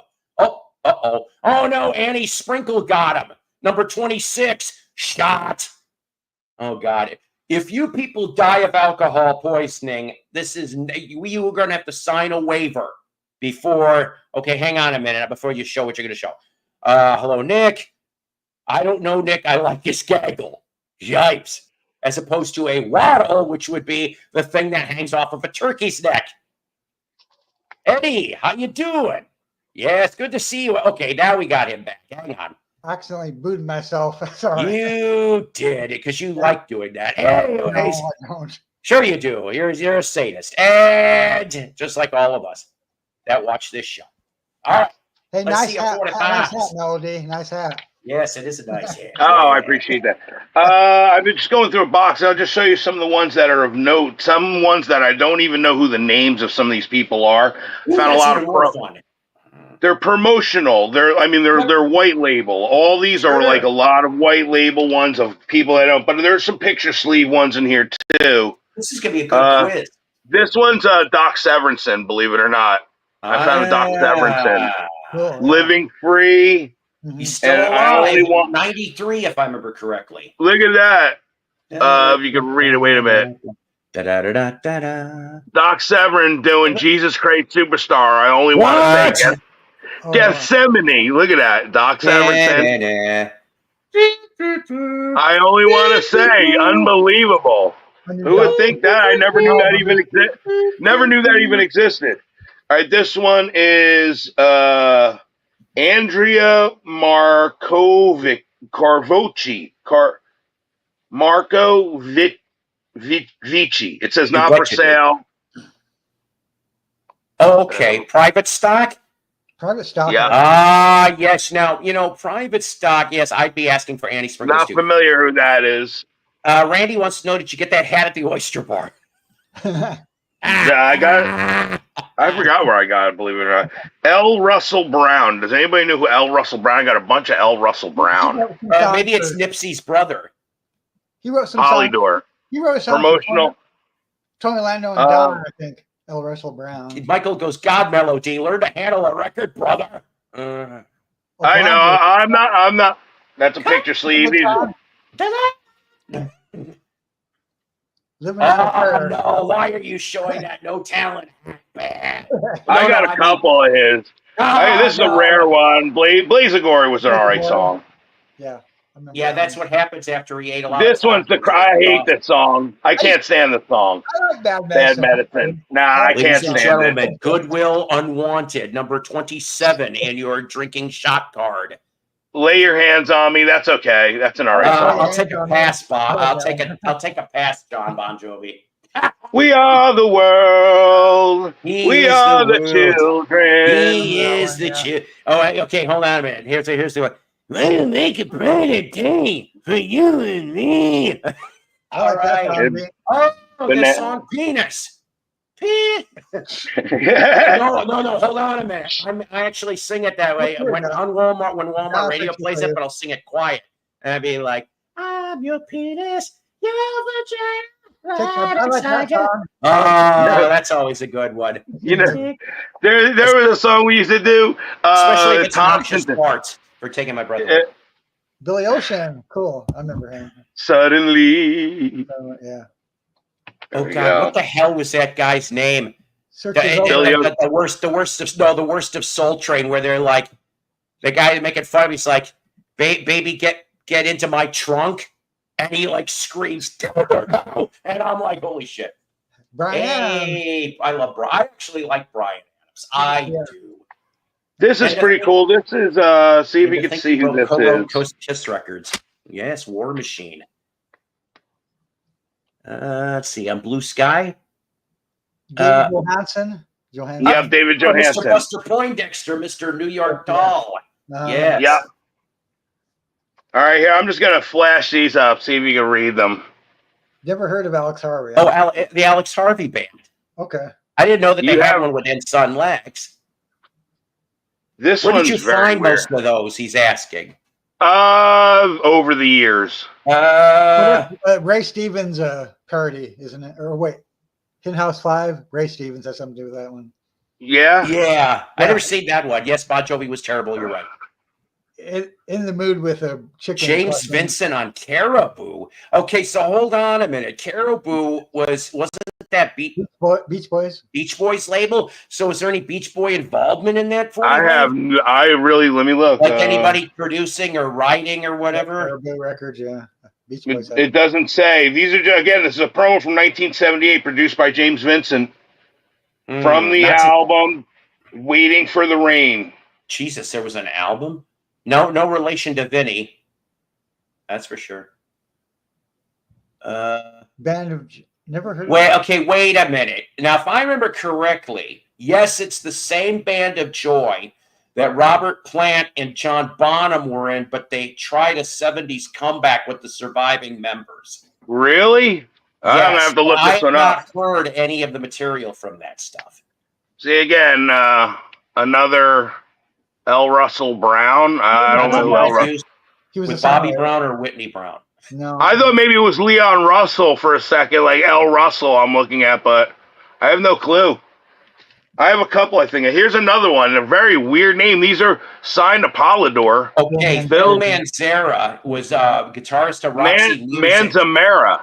It's Manzamera. Phil Manzamera was the guitarist for Roxy Music, and 801 was his band project. Now, I know he worked with Brian Eno after, like, when there was downtime, so I don't know if Eno's in that band too. Yeah, Band of Joy, not Plant, not with the Polydor stuff. No, just the Columbia 45s. I heard about Vicky Lemming. She, she had such a tragic end. Wow, Paul, you know your shit, dude. Hold on a minute. Wait a minute. You know what happened to Vicky Lemming? Wow. Well, here's what happened. I never even heard of her. So one day in 1979, after doing the Big Tree sessions that came out, she just had a sudden urge to jump off a cliff, along with the rest of her Lemming family. I got away with that? Holy shit, I'm proud of myself. Bellend. I did not know he put out solo 45s. I'm subbed to him on Facebook. This guy? I'm going to have to go torture him. And I didn't know you did stuff on Big Tree. That's an Atlantic subsidiary. I don't. All right, here's a couple. Like, these aren't unknown, but this is a promo. Rainbow. Yeah, I love Rainbow. What the hell are you talking about? Yeah. No, I said this isn't. I didn't say this is unknown. I just said that I'm showing you just some promos. I like that promo. 45, though. I do. Here we go. Firefly. You got me on Firefly. Sounds fun. For a minute, you don't know who Firefly is? Oh, Firefly. Yeah, I'm thinking of Firefall. Wait a minute. Yeah, I don't know who Firefly is. Firefly. There you go. Here's a nice promo. I didn't know she did stuff on Elektra. She was I didn't either. In the 70s. These are weird promos. Again, I think they came from a DJ. That's Melissa Etheridge. Your little secret. See, those 90s 45s are fun. If you can find them. I found a batch. And you know what? You're going to find these on my 16mm Kingdom because I have no use for them, really.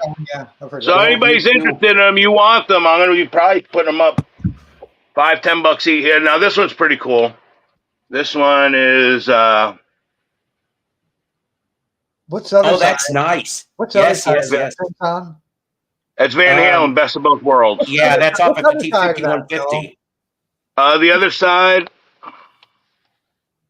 And these are all in great shape. I mean, same song. Okay, gotcha. Same song. And here's another one, Van Halen. Well, of course I know that one. Oh, there you go. Yeah. So yeah, that'd be 85, right? 86. That came out 86. Yeah. Bee Gees. 76 Bee Gees. Yeah. Love So Right. Now here's one that really takes the cake. Randy says, "I'll give you 50 cents a piece for it." Did you ever see this? The Winkle Picker. That don't even sound right. I don't care. I've never heard of this. Granny Goose, the Winkle Pickers. I wonder if Michael Nolan knows this one. See if that song's on YouTube. yeah. I was gonna say I'm looking up on. Here's the flip side. Picking Winkle. I haven't got you. Cole Picks Records. That's from the 60s.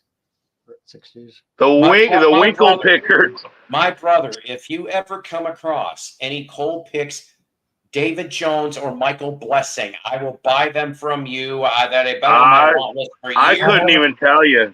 I haven't yet, Paul. I don't think I ever. Yes. Yeah, that's a good one. What else we got here? Oh, Michael Jackson beat it.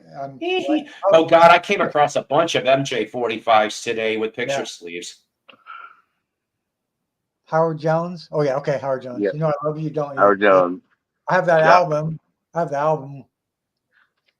I'm trying to see if there's anything else. And just in this one box, I mean, honestly, there's so many boxes. Winkle Pickers is 66. That I can tell you. And I'm still pulling up info. What you got there? I'm trying to figure it out. Bobby Hood? Bobby Hood? Yeah. I don't know. Oh, Shoot Records. That's funny. I wonder if that's an offshoot of Parachute Records because that was a label in the late 70s. This is Garage Rock for your Winkle Pickers, but it's only coming up at about interesting. Produced by Boyce and Hart. That single. wow. The Winkle Picker. But it's not a very rare record. It goes anywhere from 5 to 20 on Discogs. It just caught me as like such a strange, title. I've never seen nothing like that. And I do have one other box. Hold up. I love Mystery 45s. I'm supposed to be talking to my friend Pat. And, oh, wait a minute. I see what you got, Dave, but hang on, okay? Well, I'm telling you, the song "You Know I Love You" don't use from this album. That's all. No big deal. Mellow's Honey Hole, guaranteed to play.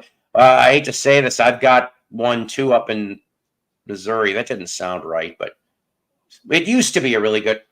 All right. On your scorecards, ladies and gentlemen, number 28, Engelbert Humperdinck. Take a shot. If you can. If you can't, please release me. Let me go. 28. Boy, he's got nothing else to fucking 28, ladies and gentlemen. But I'm supposed to be getting hopefully some 45s this week from a belated sisters collection. It's only going to be like maybe about I know you can't see very well, but probably I'm guessing between 20 and 40 45s.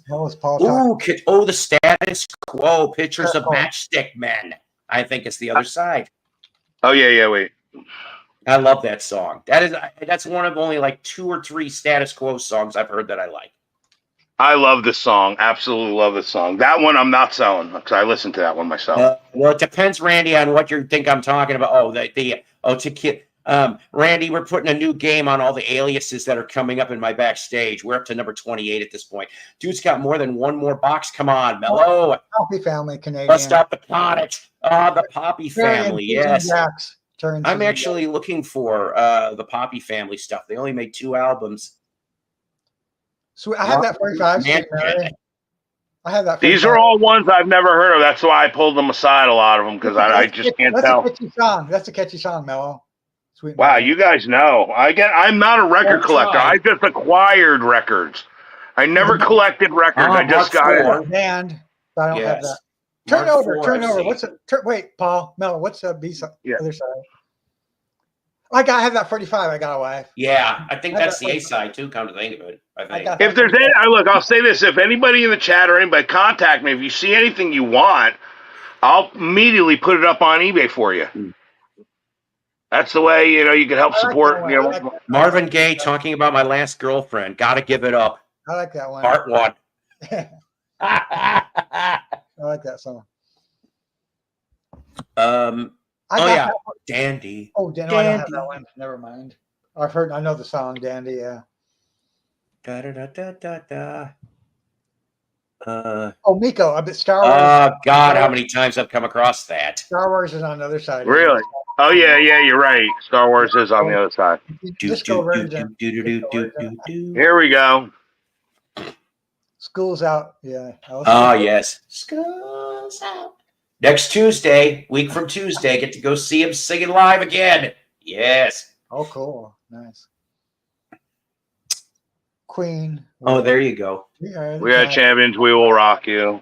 We'll keep on fighting. He's getting tired, ladies and gentlemen. Number 29, Troll. Take a shot. I've heard that one last game. I've never heard of it. I've heard the song. Yeah, I don't have the 45. But.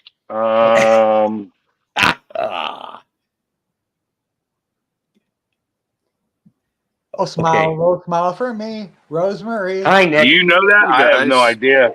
Hey, Nick. Hey, brother Nick, what's up, man? Right. So I apologize for 2 seconds. Oh, sorry, I didn't mean to. So I apologize for 2 seconds. I found out I had 60 comments in the private chat. So this is the scorecard. There it goes again. So take a shot. Pumping Vinyl, the story of the Japanese mule. That also was mentioned again. So that would equal 2 shots.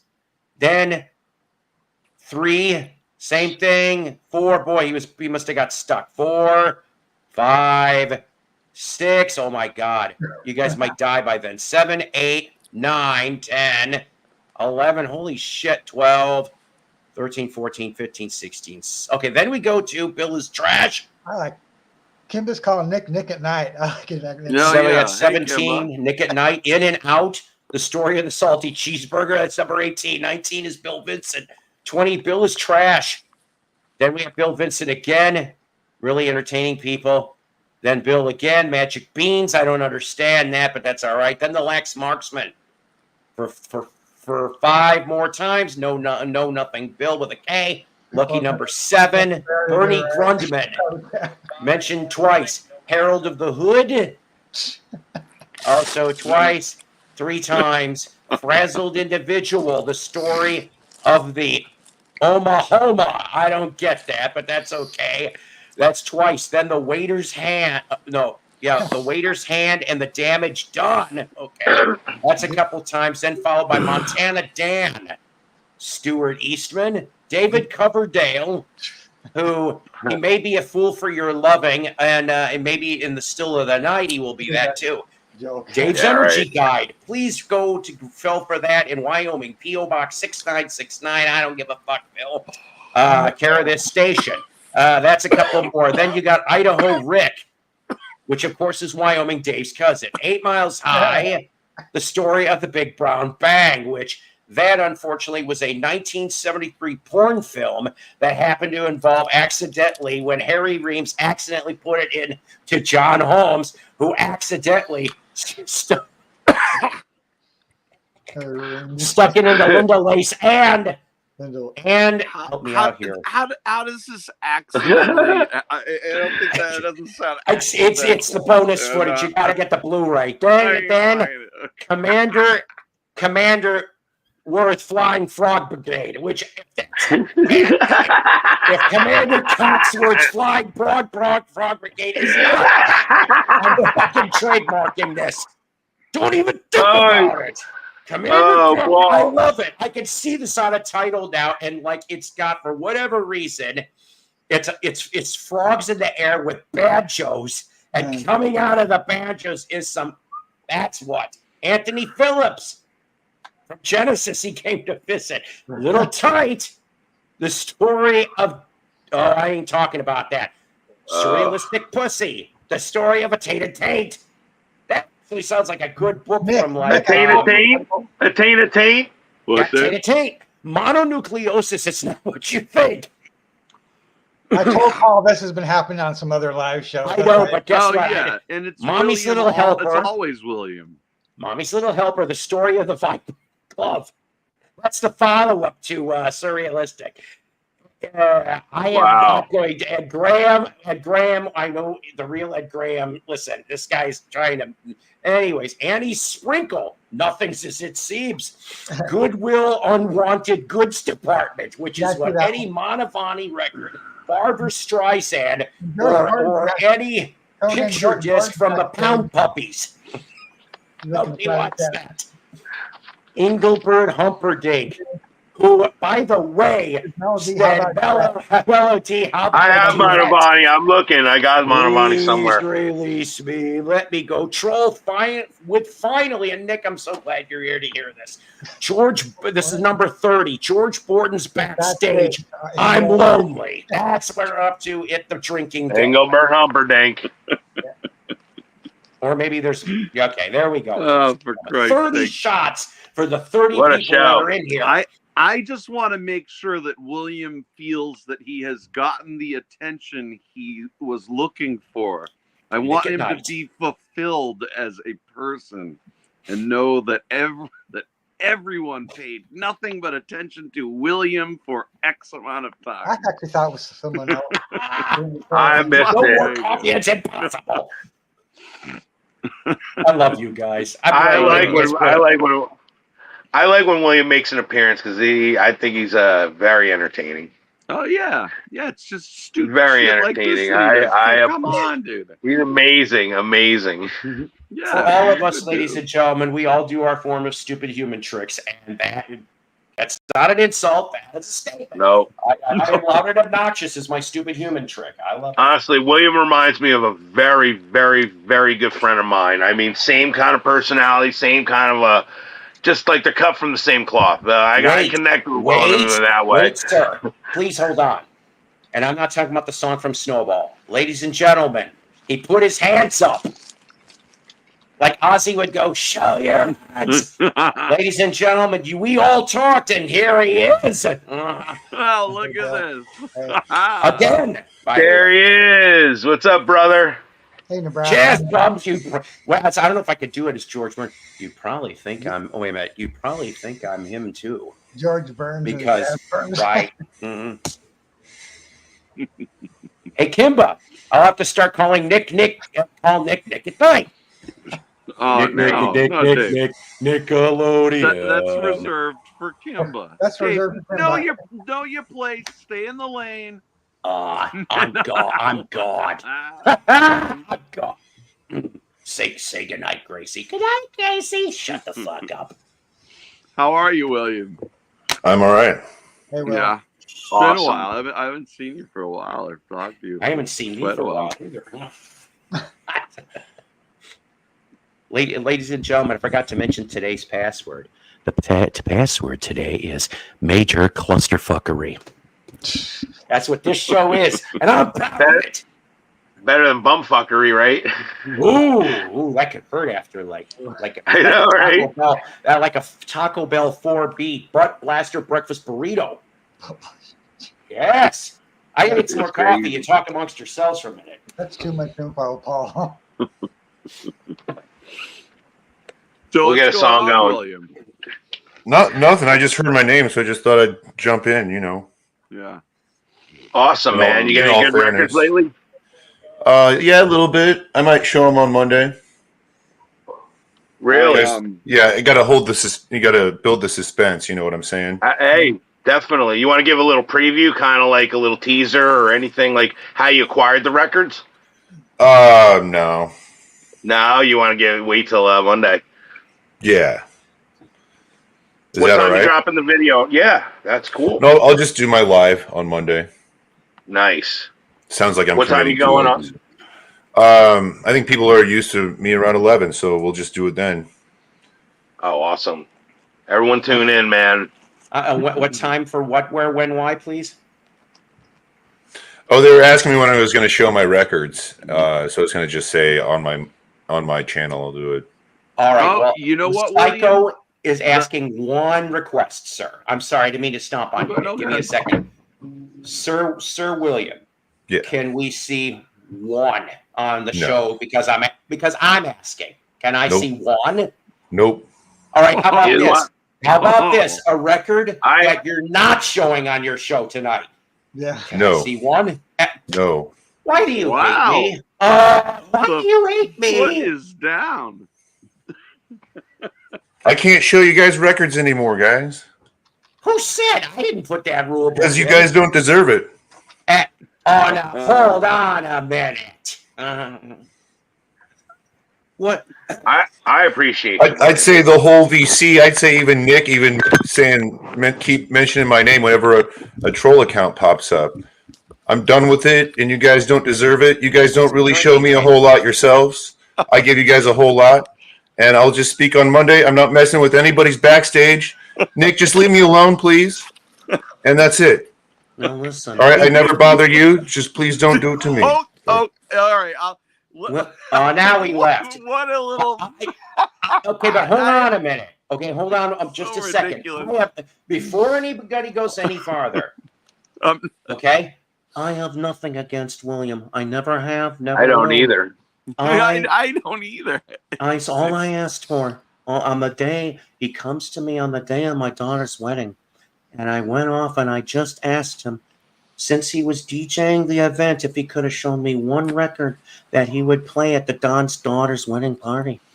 I was hoping maybe that record would be Get Down on It. Who did that?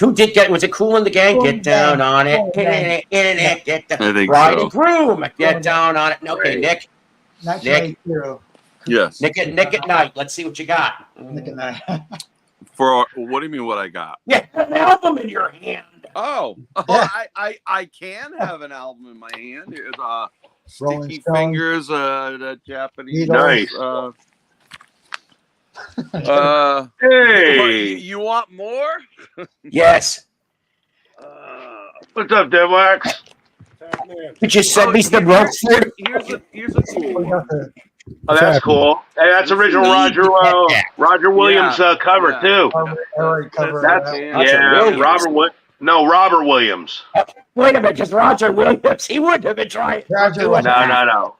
Robert Williams. He's one of the most famous artists of the 80s. Black Sabbath. Yes, and you know, this is Sabbath. not that silly. Well, not silly. If people like it, they like it. But this is a real OG. Yeah. OG green label. Nice. Yeah. But yeah, that's it. Okay. Now, Randy, I'm glad to see you here. Hey, Randy. You got something? You got a piece of vinyl or two you could show the peoples? My 32 people? I don't collect. You got stuff behind you. What do you mean you don't? I don't collect records. And Andy, you're not an audiophile either with the Part of my soul is dying. B&W speakers and a VPI record cleaning machine. Not an audiophile. I don't know what you're talking about. I know you don't. Hey, Randy, I what's know the that. photo behind you?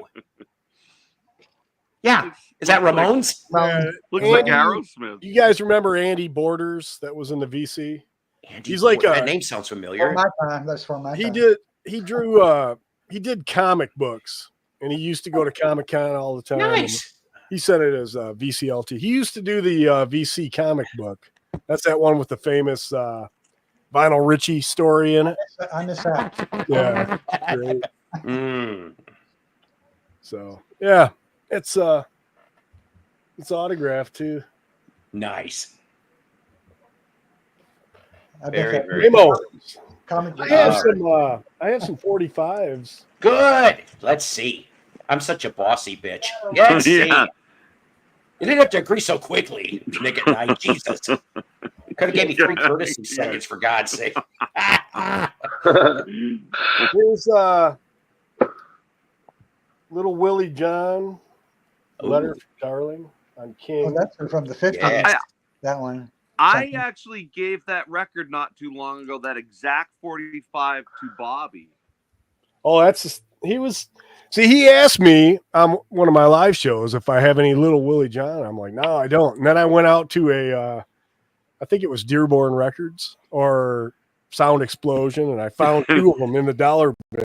So Wow, that's crazy. Nice. and then there's this one.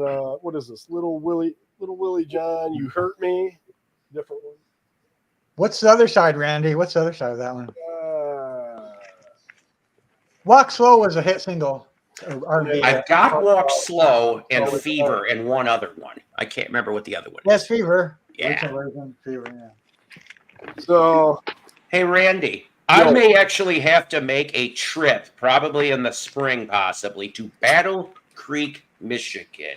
How close are you to that? probably 2.5 hours.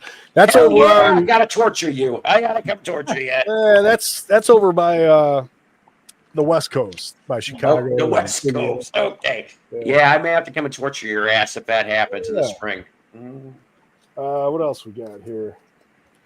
These are this one isn't new, but it's the Evil Knievel.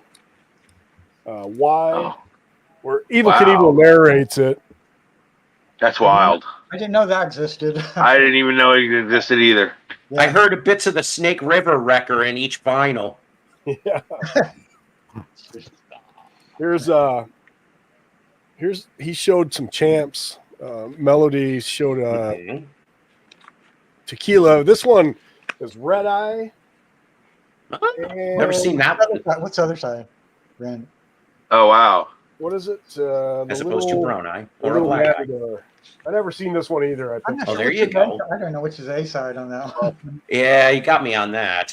Clock Strikes 12 by Bo Diddley. Oh, Bo Diddley. Sweet. With, Oh, nice. Say What Man, label? What, Checker. Checker. Chicago label, I think. that it looks like a real an original. Right. Isn't it? It's Probably is. like a original Checker. I have a few Checker 45s. And it's Rock and Rebels. I have the Rock and Rebels. What was that song? Wild Weekend. Yeah, the instrumental. I have that instrument. So I I forgot about finally found the original, which is not on Swan. It's What was Also- Marvelous or something? yeah, I think and but I found You guys this are one. good. This is Rock and Rebels, Rock and Crickets, I've heard that one. I don't have the 45, but I've heard the instrumental. and Holly Gully Rock. Oh, nice. I have a Beatles on the Swan, a white label like that too. Here's What Jimmy Bowen with the Rhythm Orchids Oh, Joey Bell. Yeah, he did. on Roulette. I have that 45. I'm sticking with Hughes on the A side, right? Yeah, and I don't have. I have like 5 boxes of company sleeves up. Is that Triple D or Roulette Records? But I don't have this one. Oh, Roulette. Okay, yeah, that's it. Yeah. you, Some I of these might Roulette have one, Randy. for the 50s. I don't know what era it is. I know I have I've seen one. I have I don't know. the year. 57 is that song. And here's James E. Myers, who wrote "Rock Around the Clock" Oh, cool. on RZ. Oh, shit. Let's see, the Gorgons, "Can't Be True." This is what is this on? Dionysus. Nice. Tyrone Schmidling. So this guy was from California, and he was his buddies told him to enter this talent contest through the high school, and they heard him. And then the radio station had a soul group. There were 4 singers, but they didn't have musicians to play the music. So they called him in because they remembered him from the talent contest, and he recorded these 2. But this is on Norton. So basically, that "You're Gone, I'm Left." He says that through the whole song, but it's like rockabilly. It's pretty cool. Huh. Yeah, Norton stuff can be really good stuff. I've rarely ever come across any though over the years. Hey, I don't know if she's still doing it, but Norton, the last 2 years, at a certain time, it could be like right now in the fall, they have the $4 or $5 sale where all the 5s are $5. I just load up on them. All right, good for Easy. telling. Thanks for telling me that. I didn't know. 10 or 12, after that. Oh, I don't know where I'm at here. And these were all a fucking buck. No, not those. The first ones I should. This one is cool. Have you guys heard of these? The Wildcats, and I want to say this is called Gazach Stahagen. That song's on YouTube. I've listened to it. Good Lord, that's a long And I title. tell you what, you put Oh my God! German, Never right? this, even- It's on YouTube. this was a hot stamper, man. This thing comes on, and the fidelity is so. I don't know how to describe it. I got to turn it down every time I played this on a live show, and it just puts my gauges out. That song. Wow. Wow. Really well. This was What is it again? Can you show it? I can't it's pronounce it either. the Wildcats. That's the song that's really Got Oh, it. cool.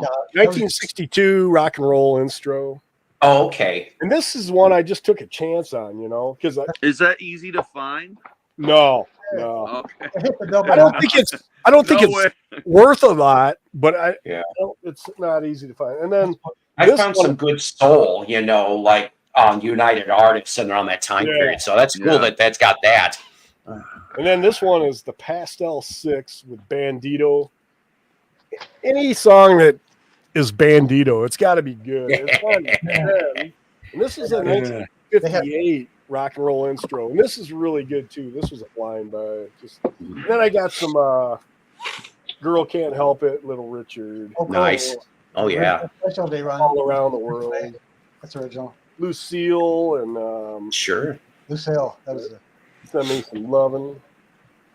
Tutti Frutti. well, you got cool. You got a bunch of larger ones. Yeah, I got a bunch of Little Richard. Can't Believe You Want to Leave. And what is this one? Keep It Knocking. Keep an eye. Ah, yes. Nice. And then this one, I didn't know what this was. The Rent Boys. This is a UK. The Rent Boys. I never heard of Yeah, them. no, you got to buy that. And it's not, I don't think it's not punk.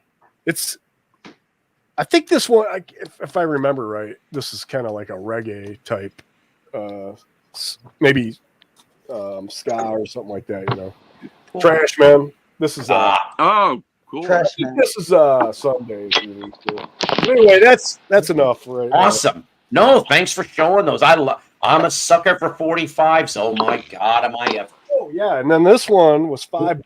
Got some do. Hang It's on. the 45 singles box doo-wop. It's got all cool. some common stuff, but it's all pretty good. Still. And that's on the collectibles label. Good label, too, for the time. Yeah. So that was pretty cool. I am a good sucker for good 50s music and 60s. But that's what I love about 45s, because you can find a lot of undiscovered territory. I mean, I will always gravitate like I did today.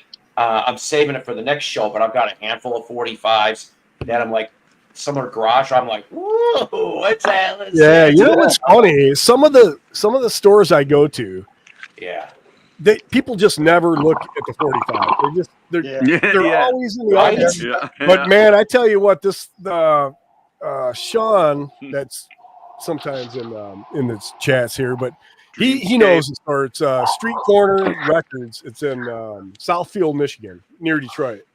And I tell you, the stuff I pulled out of those bins, everything was $1. He says the more you buy, the cheaper it gets too. So you're paying 75 cents, 50 cents on them if you get stacks of them. And the stuff I pulled out of there early on, I'm sure. There's a lot of soul there too that I don't know a whole lot about, so. See, and I'll confess, Randy, I'll confess my ignorance about this. Yeah, it was a combination of reading various issues of Goldmine back when Goldmine was good, mixed with Vintage Rock magazine from the UK, which spotlights on a lot of small labels and rockabilly and soul and such, mixed with my friend Doug Fields, the Vinyl Grotto channel.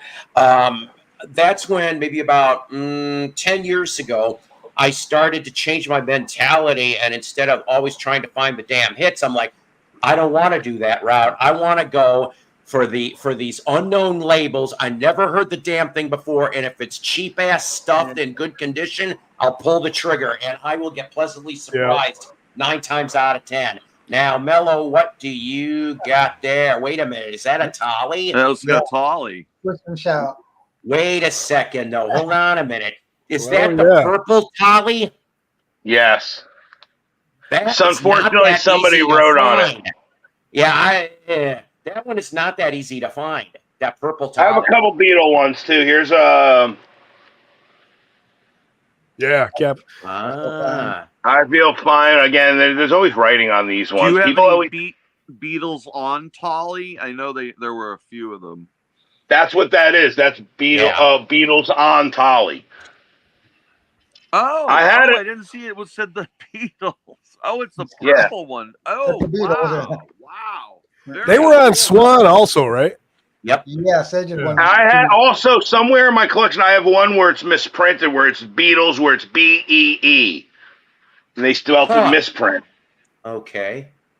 Here's this one's cool. Hard Day's Night. Yep. Yep, you betcha. Yep. And then I got this one. Sure.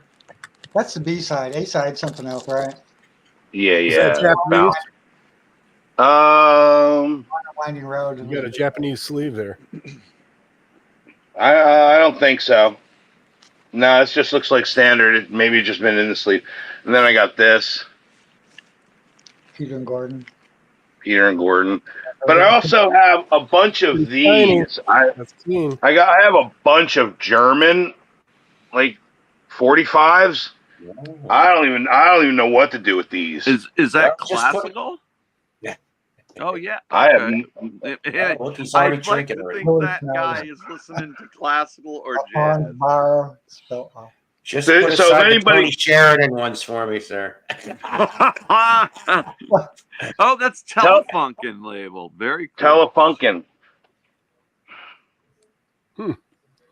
Number Never even 31. heard of any of these people. And there's Spooky Moon platoons in the Number backstage. 31, Commander Coxworth is back That- again. 31. Look That's at these cool. titles, though, man. I mean, they're like a mouthful. Hey, you bald weeder. Hey, you bald weeder over here. Ready. It's Freddie the Bald Weeder. Grus aus Munchen. Munchin. Oh, somebody was hungry. So if anybody in the comments or something if you know anything about these, I might just lock them together. I don't know what to do with them. There's another Telefunken. Wine shanked. That's German or yeah, they're It's not all like Well, look, it's a young Paul Heyman.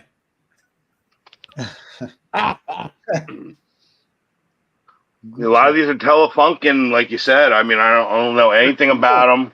they're cool picture sleeves. Yeah, they really are. Totally. What's that? Oh, Stevie Wonder. It's still cool.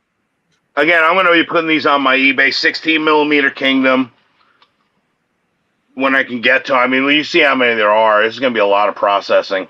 Have you That's looked what I up said. any of them on Discogs to get an idea of them? No, I didn't even know about. Honestly, I didn't even know about Discogs until I started getting with you guys. I've had these for years.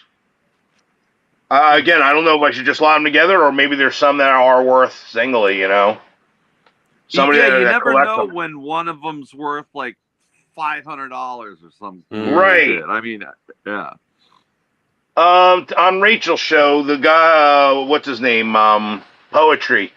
He said the best thing to do is look at which ones are the top selling ones. Instead of trying to look up every single one, look and see who the top selling ones are. Right. And then just try to go through and see if you have one of those. It's probably a better way. Then I got a couple of these. Laurel and Hart. Oh, that's cool. Ha! You know who'd love that is Record Hound Darren. Record Hunt. I don't know what this is. I gotta actually listen to this. Play it, yeah. The label was like, I guess, ripped off somewhere. Oh, this is pretty Mystery cool. record. Take me up to the Oh, that's that is cool, man. cool. That's Who's an on old the one, cover? Very much. Oh yeah. Who's that? Yankees? DiMaggio. top. Roy Campanella. Yeah, you're right. Who's the- Mickey Mantle over on the right, the far right. I can Is see it? the stance. Oh yeah, you're right. That's Sandy Yeah. Koufax. There you go. Yeah. Little Gold Little Records. Golden Records. That was like That's a a kid- kid's label. That's a kid's. Yeah, I think that's a kid's label. Yeah. I don't know what that is. Mennonite Hour. Whatever that is. Ah, Made by Mennonite. It's Mennonite vinyl. Walt Disney. Sweet. Hey, I didn't know they did a song about my biological dad. Oh my god. Oh. I love these kind of things. Mickey Mouse. These are the booking records. They used to have a comic yeah, booking that's record. cool. Yeah, Is that, where's my is that royalties? Disney? Is that the Disney Yeah, label? Disneyland. Yeah, those could have some value too. Yeah, they absolutely can. I definitely looked those up. Oh Cookie Or wants a I'll cut. buy them all from you right now, Mello. I don't know, $1 a piece. I mean, that's what Randy's paying. Simon says. I said 50 cents. Oh. I can't chocolate compete. I can't what? compete with Nick. Wait a minute. What did that say? The chocolate what? And the Chocolate. Oh, God. Oh, my. The password is chocolate train. The G train is here, baby. By the damn it, I missed that last one that was up. Babes in Toyland. Number 32. No. Number 32 popped up, and I fucking didn't see what it was. That's 32 shots. Babes in Toilet. I didn't know they had a single out. That's cool. I knew where you were going. I did. Wait, one more second. Wait, yeah. Time's up. When he's Mennonite done, Vinyl, I've ladies got and gentlemen. Like maybe 5 or 6 It was 45. 32. Or the most 31 is recent Commander ones I picked Cocksmith's up. Spooky Moon. I got this on eBay right now. These are 2 Disneyland sets. Oh. Volume Never 1 seen and those. Volume 2. These are really cool. They open up, and each one has like a specialized, themed, even sleeve to it, which is really, really cool. Let's have somebody look up Discogs right now, or I have these on my eBay right now. I think I have them for Go ahead, $50 for both of them. And again, each one comes with its own, like Winnie the Pooh, Bed Knobs and Broomsticks. Disney movie. This one's actually missing a couple of the sleeves. This one is Lady and the Tramp. Yeah, they did those boxes around 64. Something like that. Yeah. Well, Bed Knobs, they have Mary Poppins. I mean, that tells right there. Bed Knobs and Broomsticks kind of gives you the era. I was going to say Poppins was what, 63, 64? 16 millimeter Kingdom, if you want them. Yeah, there you go, guys. 16 millimeter Kingdom. It's cool. Awesome. You want to do a song? Me and you, I gotta talk to you privately, maybe for the next episode. There's a song that I want to learn. I'll just give you the hint though. It's gonna be oh my God. Then why is that? I'll give you a hint. It's a Bloodhound Gang. That's the only hint I'm telling you. Whoop, we gotta there learn it the tune. Is it Whoop, There It Is? No, it's that's the one tag else. team. Not Whoop, There It Is. Anyways, what's the song? Whoop, there it is. Scoop, there it is. For that ice cream commercial. Do I sense a lime and a coconut coming up? Sunshine came softly through my window today. Could have dipped out done easy, but I changed my way. It'll take time, I know it, but in a while, you're gonna be mine, I know it. We'll do it in style, 'cause I made my mind up, you're going to be mine. I tell you right now, any trick in the book, and now baby, all I can find, man in green lantern ain't got nothing on me. I can make good to the nightfall. You fill in the sea, and you could just sit there thinking on your velvet throne. When you make your mind up forever to be mine, I tell you right now, any trick in a book, and now baby, blow your little mind.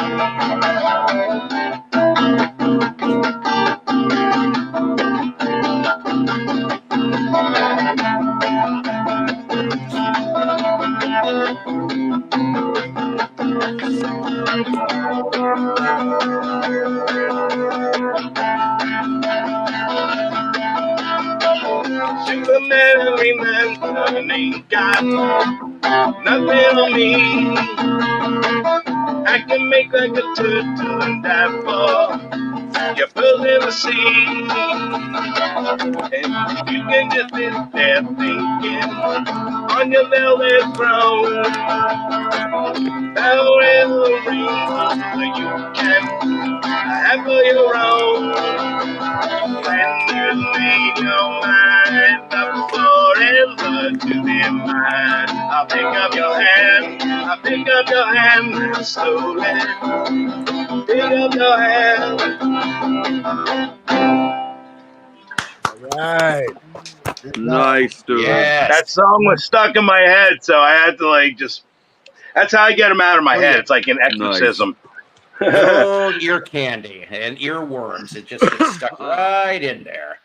Have any of you guys happen to have heard of the YouTube channel called? It's just called Bloody F Mess.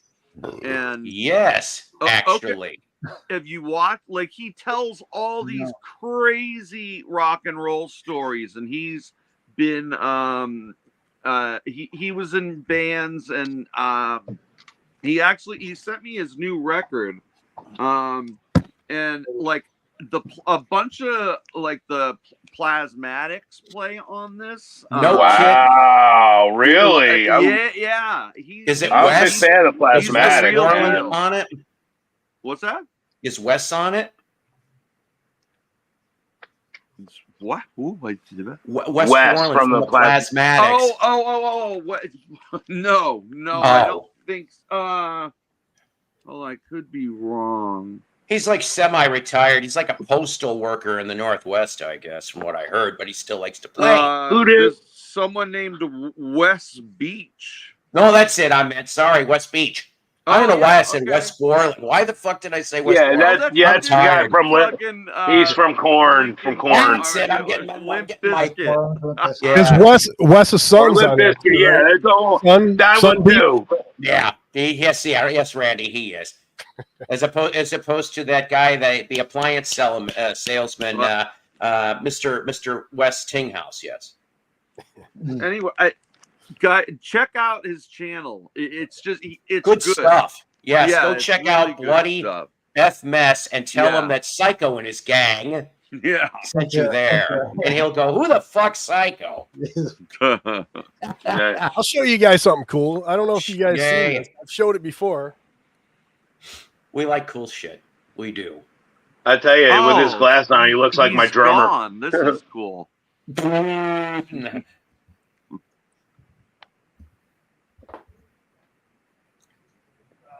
What you got? Right, you guys ready for this? Check it out. What? Oh, nice. Talking hand puppet. What in God's name? You got one of those damn things? I have never seen that is so cool. That is so cool. I'm trying to figure out a way to put something in there so they stand up, you know. Maybe you get little bread ties, and you just poke you don't want to poke a hole, but you can kind of like how about maybe some not put a hole in the box, but like like they do, like not floral styrofoam. You get what I'm still saying? You can cut it and then it'll just sit in there. No. What I'm saying is you tiny pieces of Velcro on them and stick it to the back. No, I was gonna say this: you take the bread ties and then you tie it down and back to the back of it, so that way they kind of are forced back, and that way you're not puncturing anything. You're just wrapping it around the neck a little bit so that it holds it in place, or elastic little hair ties. It's creepy looking, but God, it's I've only ever seen What one year of those. Is that? What year did that come out, that one? 60. Is that really? It's the original from the 60s. Or is it? Either 66 or 67, because by 68, they pretty much stopped making like things like that. Yeah, that's collectible right there. Oh, boy. You're on that You box. got the little pull the string thing. Hey, look, that's what I would do. I'd get a little elastic, like hair ties, and like you just maybe find something that you can pull it back on. Fun. Small letter. 1966. Wow. Rayburn. How long have you had it? Hey, Chuck. I don't know. Probably 10 years, maybe. Really? Nice. I have another one without the guts. I'll show you that one. Okay. Oh, cool. Because I've if you're got a willing ton to, of Kiss. I'm sorry, what? I just was going to simply say to Randy, if he was willing to sell, like even the one that's not in the box, I almost would love to get that. Somebody pulled the guts out of this one. Yeah. It didn't work, but at least Oh, look at that. That is so cool. Yeah, even Yeah, that I still would be like, I would Yeah, love I to doubt that, somehow Paul. get I don't that. think he'd want to. I don't think he'd want to sell that one. Nah, but That's I one really he can wouldn't play mind. around with. Yeah. But you know what I mean? Like you got. yeah, I he's got use the it every night, man. Yeah, but your girl Remember, must be ladies very and happy. gentlemen, stay away from the love glove. That is what part of this. You know what I mean? It's like his girl in the Four Dwarfs. Oh my God. What were you gonna say, Nick? You kinky slut. That gives a new Rosie and her sisters. Rosie Bob and her sisters. Remember National Lampoon Vacation? Of course. Oh my God! Remember when the little cousins were talking? He showed him his Playboy collection. Yeah, Hey, yeah. man, can I have these? Oh my He's like, no, man, I use them. Yeah. Immediately, I'm Thoughts are thinking, just running through my head are just so funny. It's not even funny. with the monkey glove, here I come. The monkey glove. That's it, the end. Come on, boys, we're gonna have a train. Two little girls on the They're gonna be going. Honor thing, the conversation. And it's not They're a gonna be going chocolate by. train.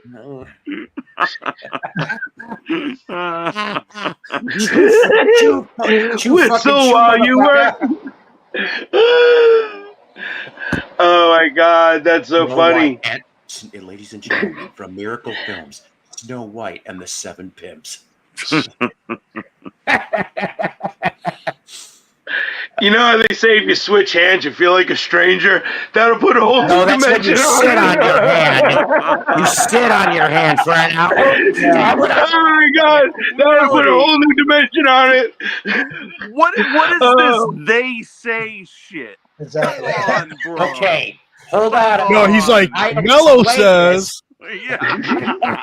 I explained this in Mello. Were you watching when Joe and Danny were talking about Frankenstein, and I said they were talking about how many different parts, and I said, well, you know what? That if you think about it, if Frankenstein were to self-pleasure himself, he would always be a stranger. If a stranger every night. Where the hell you been? Oh my God, What? my cheeks hurt. Jeff, Wow. Jeff. Well, quit playing that chocolate train and your cheeks would be fine, Mello. Yeah, right. Hello, Jeff, is it? Jeff? Who's the Is he new wearing guy? It is Jeff, otherwise known as Cam Michigan before. State Okay, shirt yeah, I had, I've is never it? met you. How are you doing? It's nice to What's meet you. going on? What's happening? Hey, what's up, Jeff? Everybody all right? I'm Yeah, gonna get coffee. I'm good. Again. He's leaving. Hey, Dead Wax, what part of Michigan you from? And well, originally from Brighton, but I live in Ann Arbor right now. So Cool. I'm Nice. from Madison Heights. sweet. I think Sean lives in Madison Heights. The Vinyl Verse over here, Vinyl Dreamscape. Now Dreamscape. Cool. Yeah, I think he's in Madison Heights. Yeah, he does some pretty good videos. Yeah. I like, yeah. Yep. Good See, dude. I saw you had He's a Michigan good dude. colors on, so I threw some state on. Yeah, they got their butts handed to them today, man. Wow. Well, you did Texas. play Texas. Yeah. A little early to play Texas, man. Yeah. True. So what else is going on? Not much, man. We're just showing some records. What do you got? Anything? Oh man, I got a whole ton of shit. Oh, I gotta turn my camera. I'll have to dig some out. Yeah. Paul will probably introduce you to the records. Can't show what I'm doing on camera. Not anymore. There used to be a time when I was able to. Now it's like getting to be like, You want to borrow my monkey puppet? yeah, there you go. Monkey puppet. Wait, Mello, is that really a new like? What do you got, Little Richard? I'm not sure, but like, I don't want to put anybody's channel in jeopardy. On my channel, I smoke. I don't care. Short Fat Fanny by Larry Williams. Okay, it's cool, just yeah. good to Got that know. state, got that estate sale last spring. Nice. It's a good, plays good too. Yeah. I don't know. Well, no, I can't. No, He's I rolling. wouldn't. He's rolling a big fat one.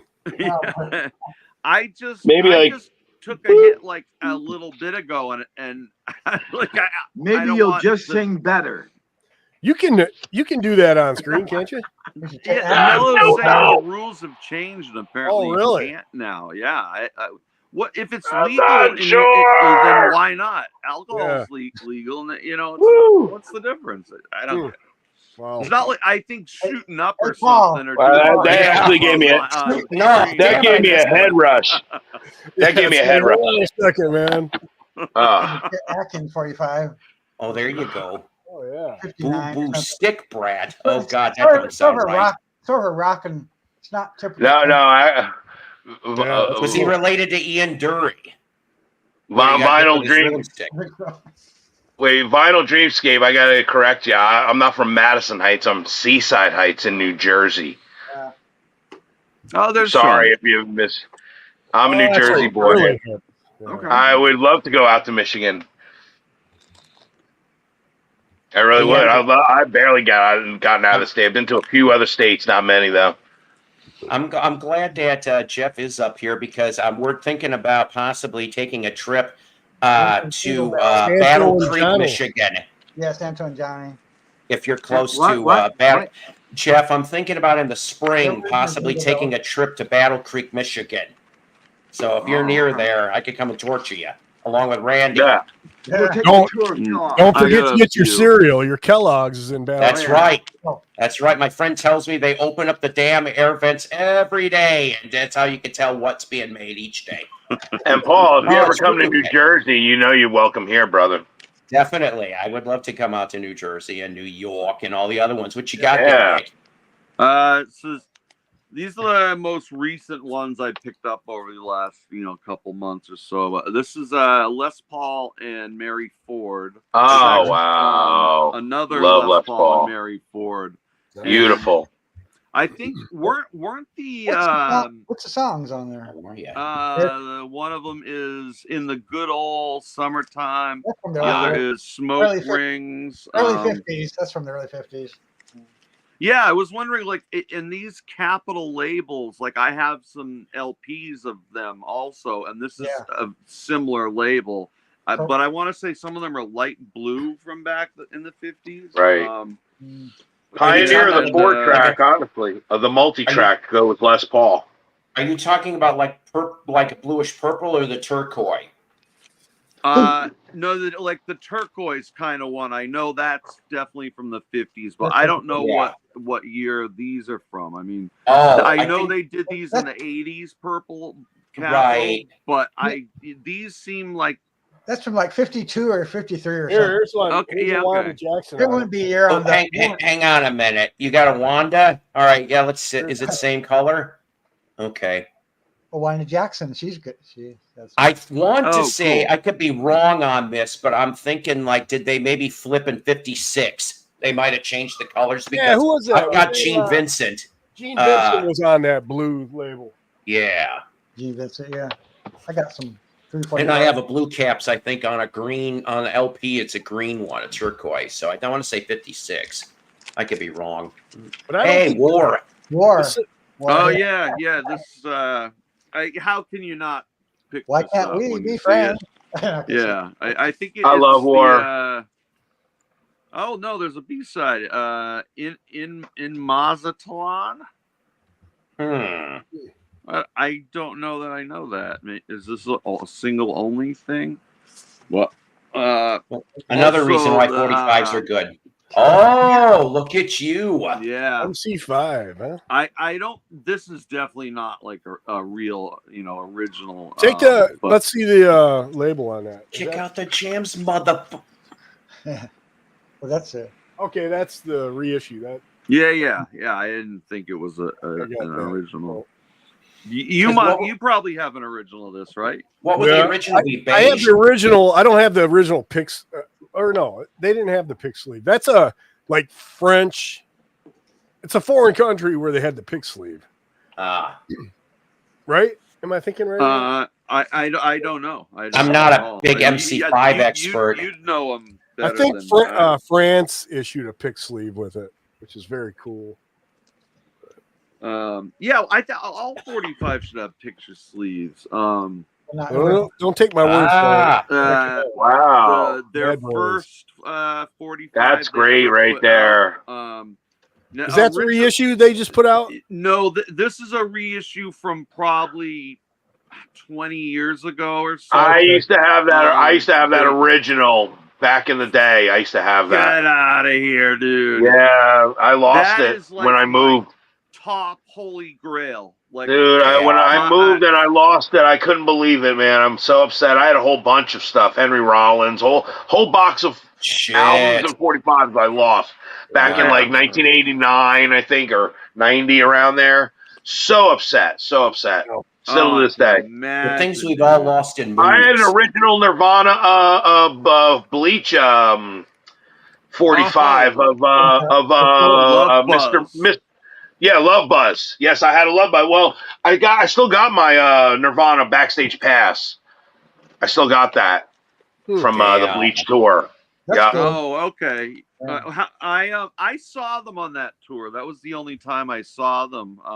Incredible. How'd you end up backstage? I was with a friend that knew one of the guards there, and they just got us passes. Nice. But we didn't get to meet the band, though. That was the sad part. We didn't get to meet them. They really whisked them right out, and because literally right from the day that they came out, that place was so packed. Literally, Irving Plaza. And yeah, I saw them at like a hockey rink kind of thing. It was probably a 3,000 or 4,000 seater, but yeah, it was packed. Wow. Right, packed beyond. I couldn't even believe it because they were really relatively unknown to us over here in the East Coast. But the buzz got about them, like this new band was coming out, and we all had to go check it out. Oh, you're talking about around the time of Bleach. Bleach. No. Yeah, okay. I'm looking for that stuff too, Walrus, otherwise known as the female Elvis of the 50s, Janice Martin. Ask John, Bit Bop Boom. He's probably got some of it. He's got a lot of good stuff. Recently found a gray market 7. Oh, sorry, Randy. I didn't mean to keep it. Recently found a gray market 7-inch of the MC5s. I just don't know. Back with I Can Only Give You Everything. That's great. Those are hard to find. I found the original of that. That I believe that came in a pick sleeve originally. I don't have the picture sleeve. I just have the record, but very cool. That's a great song too, man. That's when they were like garagey, before they got into the hard rockin' stuff. Yeah. I got to admit, what was it about? Maybe, let's see, it was before the tornado, so it was maybe I want to say like early winter. I found an MC5 Kick Out the Jams. Unfortunately, it was the second press, but it was still really, really clean. And I had a buddy of mine that was even looking for that, so I just gave it to him. I'm like, here you go. You just got it. Huh? If you get the first press, I can't remember. The first press promo, it's a different mix. Wow. Than the first press. Cool. When did they change was it after the first press that they changed the Kick Out the Jams, motherfuckers? Yeah. thing? Actually, they put an ad at, you guys remember Hudson's? The store Hudson's? I do. No. Like a department store. I don't think that was the thing here. Yeah, it was like it's kind of like Macy's or whatever now. Okay, yeah. Anyway, they took out a full page ad. Or no.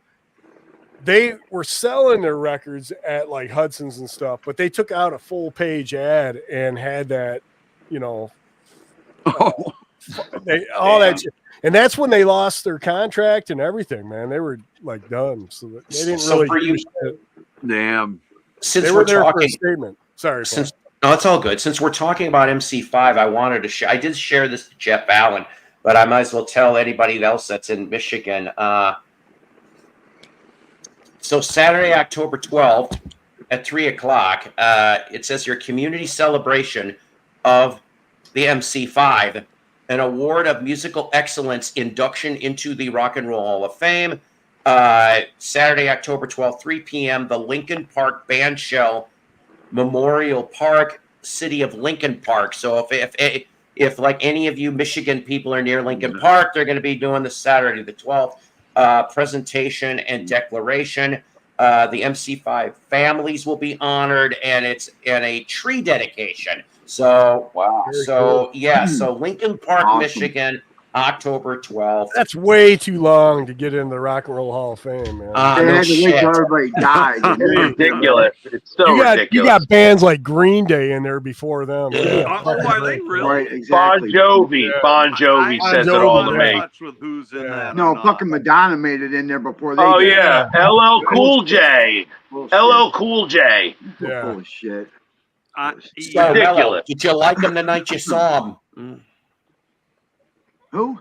That's what they talking about. Yes. Oh my God, they were incredible. Nirvana. Yeah. I'm a fan of it ever since. Like I said, I was just showing. I got here's the backstage pass. I'm actually because I'm trying to save my place. I'm gonna part with this Nice. right here. It's an original Nirvana backstage pass from 1990, 89, 90, Yeah, it was 89. It was the in utero tour happened in that was like 94, 95. No kidding, Vinyl. No, Trade. You're right. it couldn't be 95. 95, he was gone, so it would be 94. Oh, that's I'm Wow. sorry. I'm sorry. While we're talking about the MC5, I got a great story. Nevermind come out? I feel like that was Nevermind came out in 91. 91, yeah. Okay, so it happened very quickly. Yeah. Okay. Oh, Anyway, it was quick. Anyway, my cover band, Fat Tuesday, this was like 2003. We were doing this ox roast, which is just like they had it like every year. But anyway, so they hired us to play, and we're doing all covers. Anyway, so this one guy walks up the driveway, and he's just like, he goes, we were done playing, we were taking a set break, and he comes up and he goes, I hope you guys don't mind if I listen in. I go, no, that's fine. And he goes, I used to be in the band back in the 60s. I go, really? I go, what band were you in?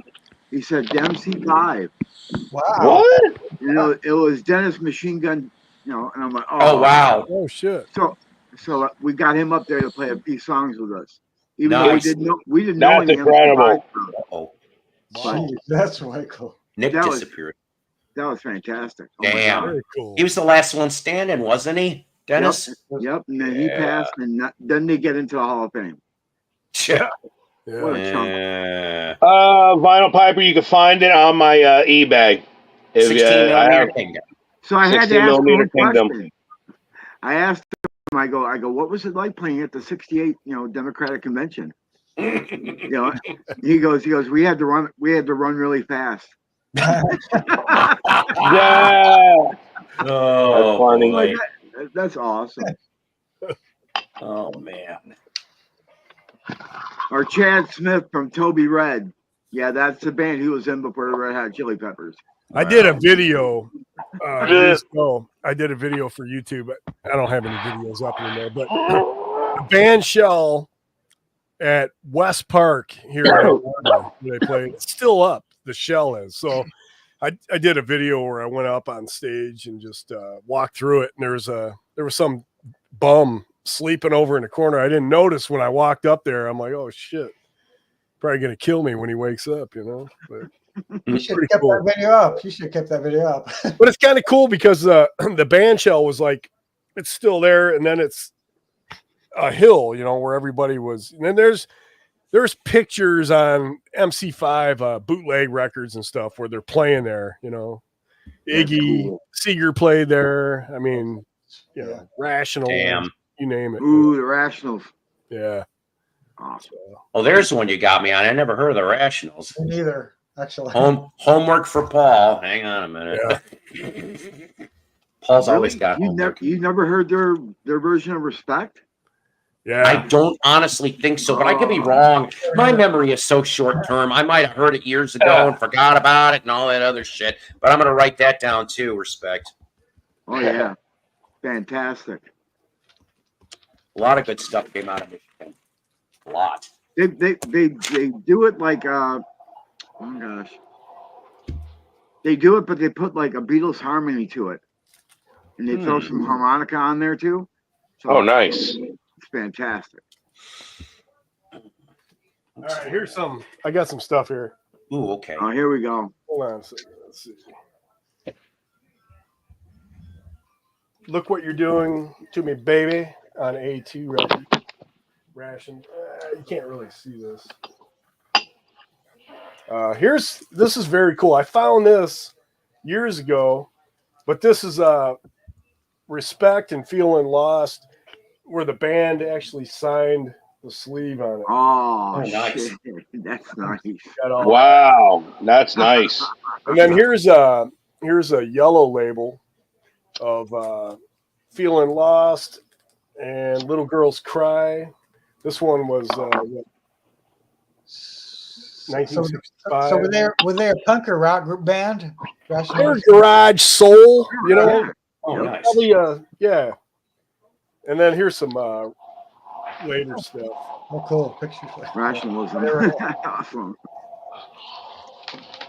Handbags and glad rags. And then this is Capitol. Oh, they recorded for Capitol. Cool. Oh, okay.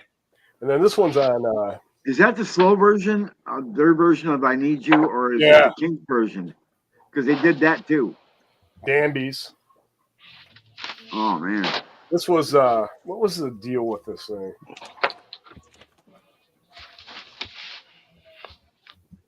Danby's was I can't remember if it was a store or a gas station or something like that.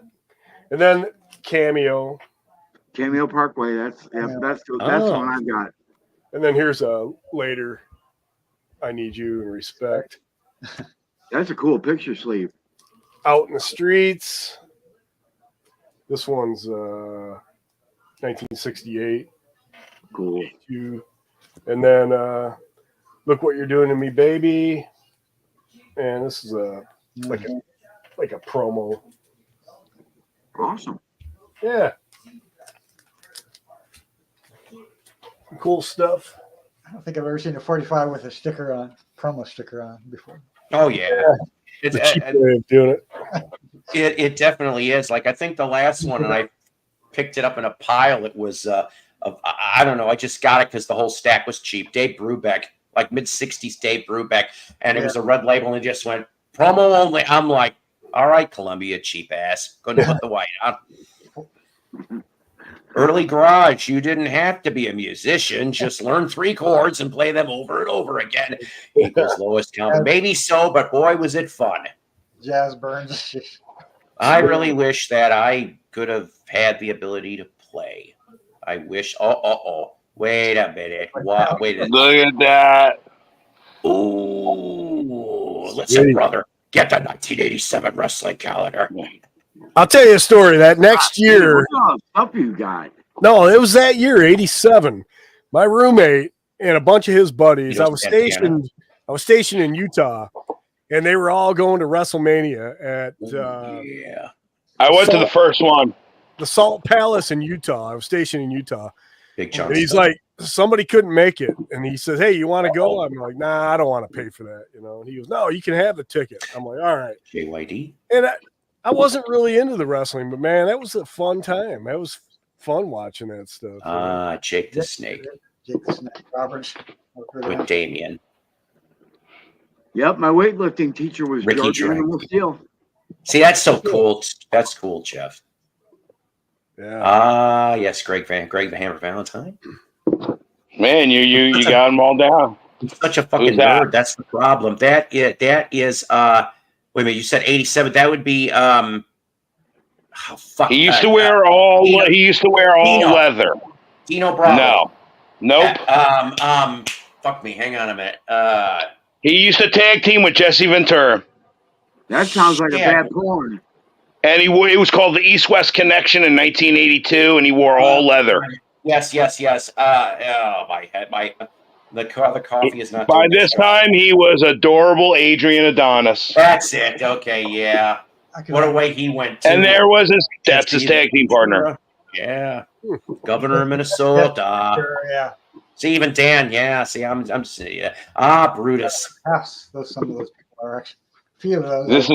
This is the November. King Kong and the Weasel. The Weasel. And here's December. Paul Orndorff.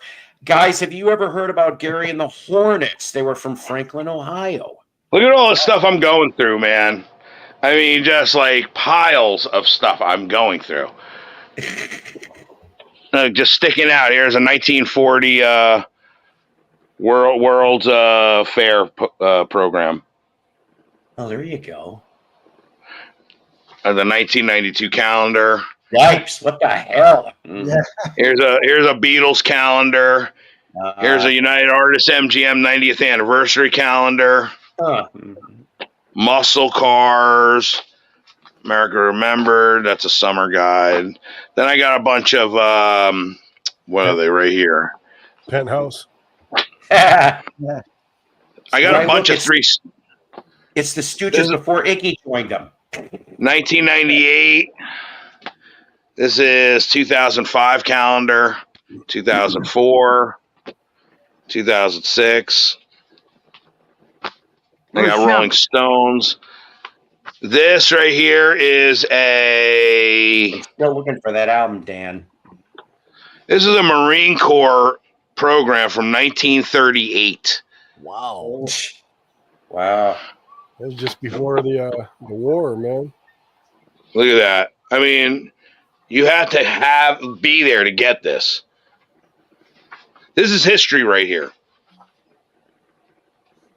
That's very cool. You still got that Lillian Gish? Yeah, I even put it. I was waiting for Jen to see if she's going to get like some kind of feedback for it, but I can't wait on it either. I don't want to sit Right. on it, so I'm just going to put up here's something else that's pretty cool. I found a couple of these original prints that have like they're numbered and everything of I never even heard of this movie. What a strange foursome right there. And look who tries to jump in, Ethel Merman. I know, I never even heard of this. She thinks she's going to be in the middle of that foursome. She is wrong. Then we got right here. Oh, God. Yeah. I can't stand him. You and Mike were better. That's that. I think, or maybe it's the other one. I have a book that's signed by Howard. It must be the other one. I have Miss America somewhere. It could go in the burn But pile. I have that. I mean, I even got a couple of these things. I mean, for some reason in this collection. Here's a Star Wars. This is a manga. If you like manga, it's just crazy stuff. What kind of porn is Look at that original. Look at that original Southern Comfort box. That's from like the 70s. I was going to say if it was 60s, it'd be genuine Janice. Oh, right here. This is a painting I did of Mariah Carey. Believe it or not, back in it got messed with paint. It got messed with paint, but that's why I never sold it. But that was a portrait I did about 30 years ago. Blow Mariah up Carey. Pretty good. Yeah, right. There we go. That's an original book. Pink Floyd The Wall came out. Yeah. There's Tarzan, Marvel version and DC, both almost at the same time. Cool. Wow. That's pretty cool. Wow. Now I got a bunch of these kind of thing, foreign books. Here's a 1956 Pontiac. And I got let me see. I got these. Oh wow. These are pretty cool. Shazam. Okay, hold on 1 minute. Okay, so I know those aren't real Migos. I know those aren't real Migos. No, but I don't they're know what retro that is. action. That is just still retro. cool. Oh What else yeah, you then I got got in there. Captain Marvel, whatever. Oh nope, Martian Manhunter. Gomer and Pyle. then wait a minute. Oh wait, this is falling over. Wait. That's another Shazam. Oh wait, right here. Golly, Serge. Black Adam. Black Adam. Did you just think Gomer Pyle? I got a bunch of like comic posters too. Like this is the Watchmen. This is a Green Lantern. So I'm gonna be putting those up. Here we go. Damn, dude, you got some shit, man. Crazy Oh, Eddie. crazy. I got two of them. That's original. These are original Donald Trump things that I've been had over the years. They're huge. Uh, They're very huge. This is a Marvel thing. This is Indigo Girls. And look, for you record guys, look at that thing. Original in the package from 45. 70, I think, 4. Yeah, in search 45 things. Oh, we got a Superman Chinese finger puzzle. Chinese finger puzzle. And then we got posters galore. Chinese finger posters. The Chinese finger puzzle, Superman. And just galore, man. I mean, I'm going through. Look, I even got these things. I tried to find. I got like even original packaged like stuff like this. I've never even heard of Eve Limited. This is from like the 70s, I think, or the early 80s. And I look them up, and I can't find anything about them. Eve Limited. I don't know what it is. As long as it's not Adam and Eve Limited, then watch out. Look at this thing right here. This is Univex 1927, I think, camera. Wow, that's all. Look at that. Lord knows what's in that film. Yeah. Is that incredible? It may show ankle porn. You better be careful. That is an original camera from 1927. So, in the box. I mean, that's hard to, come across. It's crazy. I could go on and on and on. Believe me, this is just one room. And You gotta have American Pickers come out. Yeah. I know, right? Here's another original. There's a Polaroid. I got stacks of Frank VCRs. died, by the way. I think Frank died because he got explored too much in this room. Yeah, right. That's on my email right now. It wasn't This Fast right Times here. at Ridgemont High. It was Bad Times at the El Royale. Yes. And I just like the design of that poster. I even have that hanging on the door. It was just a thing from the movie theater they were throwing out. And it was like, it's just cool looking. Cut mix. You know? Mix, ladies and gentlemen.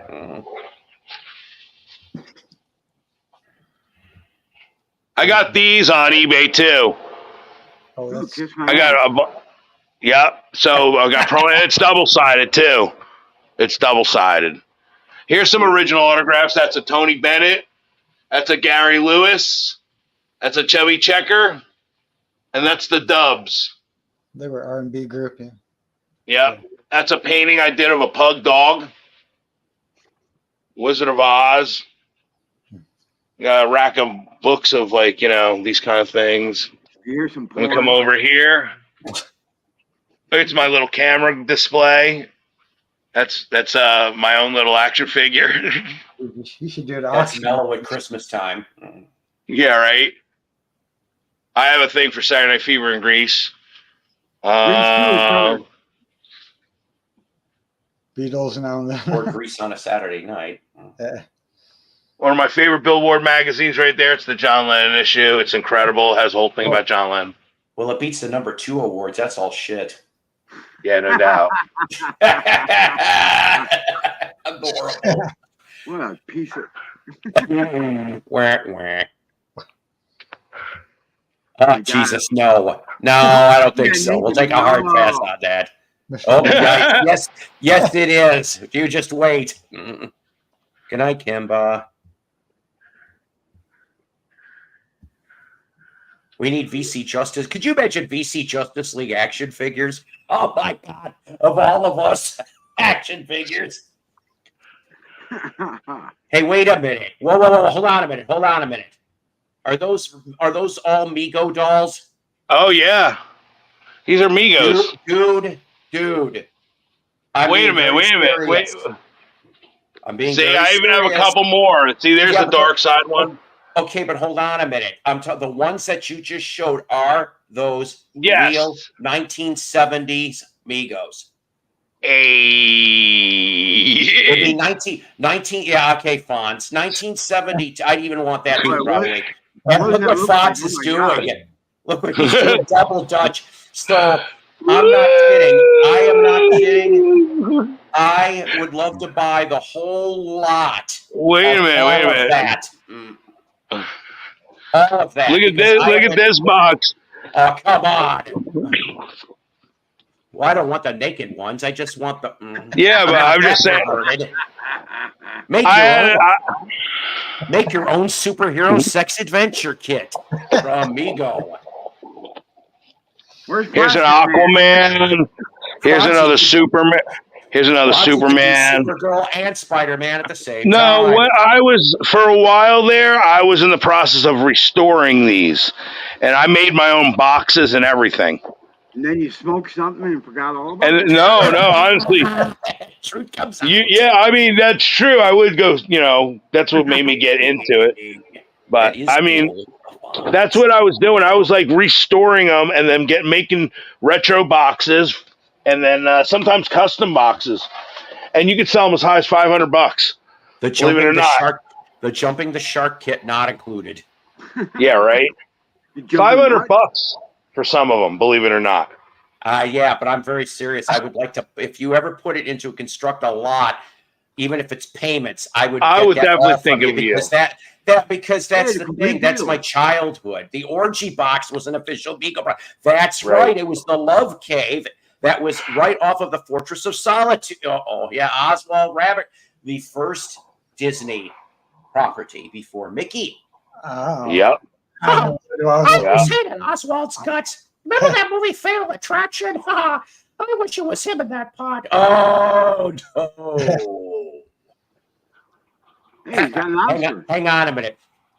You're dang right. I'd want a Mrs. C doll for the Fonz to play with, because then I could film it all. Because I'm such a cuck. Oh, see, you never thought you did. Oh shit, Dart. No, Dart. I didn't need it, Dart.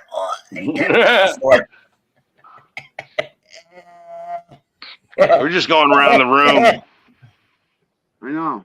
Whoa, Mrs. C, sit on it now. Sit on it, Howard. With that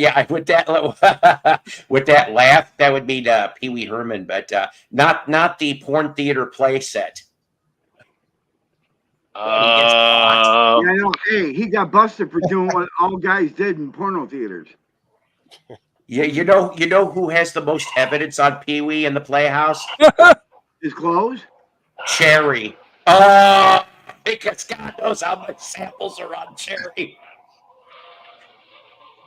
And maybe Miss Yvonne. Okay, now wait a minute. What are you showing here? Live Aid. Yes. Yeah, these are all Beatle related. Like I have so many of these kind of like European tour. Like it's a whole collection of like all Beatles. Like 1964 has literally like 30 volumes. Just 1964. It's Either crazy. auction or let the next guy figure it out. Says right. That's cool. Killer collection, man.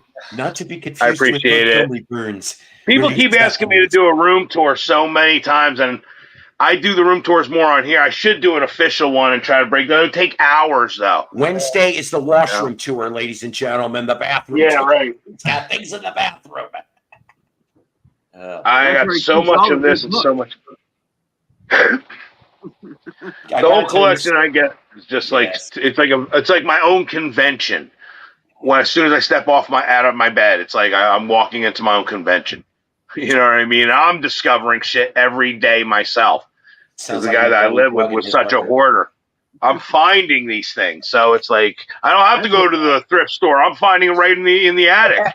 That's what Elvis said. He's finding right stuff every morning in bed. Oh boy. He had a penis, and she had a hole. And he said, "Stay away from the U.S. mail." That's what he said. Ladies and he will go in her and out her and in her some more. Wait a minute. It's like. And she said, "Bang me now, oh." Suck my cock. Before who I've gone in and out your back door. So it goes in and out. Oh God, yes. Where's Jen? Where's Jen when we're singing that? I don't know. No, I was singing Thompson Twins. instead of hold me now, bang me now. No, listen. He has a penis and she has a hole, and he will go in her and out her and in her some more. Oh boy! All right, you know, bang me now. My ock. From King Hell Records.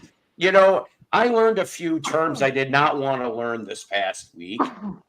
I like, and I'm going to let you guys try to figure that out by your own. I learned what the term salty ribeye was. I also learned the Dirty Sanchez. No, well, I already knew about that, and the Cleveland The Stinger. Dirty Sanchez. Is that worse than a hot Carl? Oh my God! Or a hot Carl's Jr. for that matter. The only that's where you that's where I like that one. That's where you gently lay something under somebody's nose. Oh my! Or gently, it's got to be gently. Or a wet knee Houston. I said wet knee Houston. Look it up, kids. You're going to be scarred for the rest of your life. Is that like Disney? Is that like the Alabama Steamroller? Yes. Is that like Disneyland? Yes, that's right. We need to talk to Joey about that. These are like, bootleg DVDs that are done by Fab. I don't know. Yeah, they probably are. Honestly, they probably are. I don't know. I got a whole bunch of them over the years. Yes. Oh, I bet. Yes, we are almost at 9 p.m. We've been here 3 hours 15 minutes. Wow. Blows by like that. Show my shit. What's that? I didn't get a chance to show my stuff, man. I'm sorry. Easy. You don't need to see your stuff, man. You've been on here for 45 minutes. You can show your stuff, but why didn't you think that was it? Hang on a minute. All right. No, I'm not going to show my stuff. You guys. You don't. The floor is yours, Senator. You don't deserve it. No. John Williams squared. I can't believe William did that. Yes, I'm calling you. William. It just shows how influential William can be. And by the way, I think the other one left. So 32 shots are the score in a 3 hours. Don't do it all once or you'll die. Oh, Blues Brothers. Oh, nice. Hey, let's go see the Penguin, huh? I bet you John Belushi would have made a great Penguin. He probably would have. Smack. I always said that. Oh, nice. Oh, yes. I have never seen that in a picture. Yeah, me neither.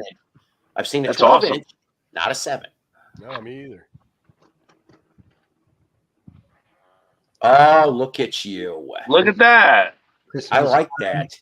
Never heard that. I don't think I've ever heard that. Three Stooges, man. That's incredible. It's easy to find that stuff for the Stooges. I've never seen that before, honestly. I've never seen that. I've seen a lot of Stooges stuff. Oh, wow. Look at that. I've seen that one before. But unfortunately, the vinyl was shit. Peter Pan. Yeah, it's Peter Pan. That's great. It was a reissue of early 60s stuff. Yeah. Vinyl's men. That's cool. That's awesome.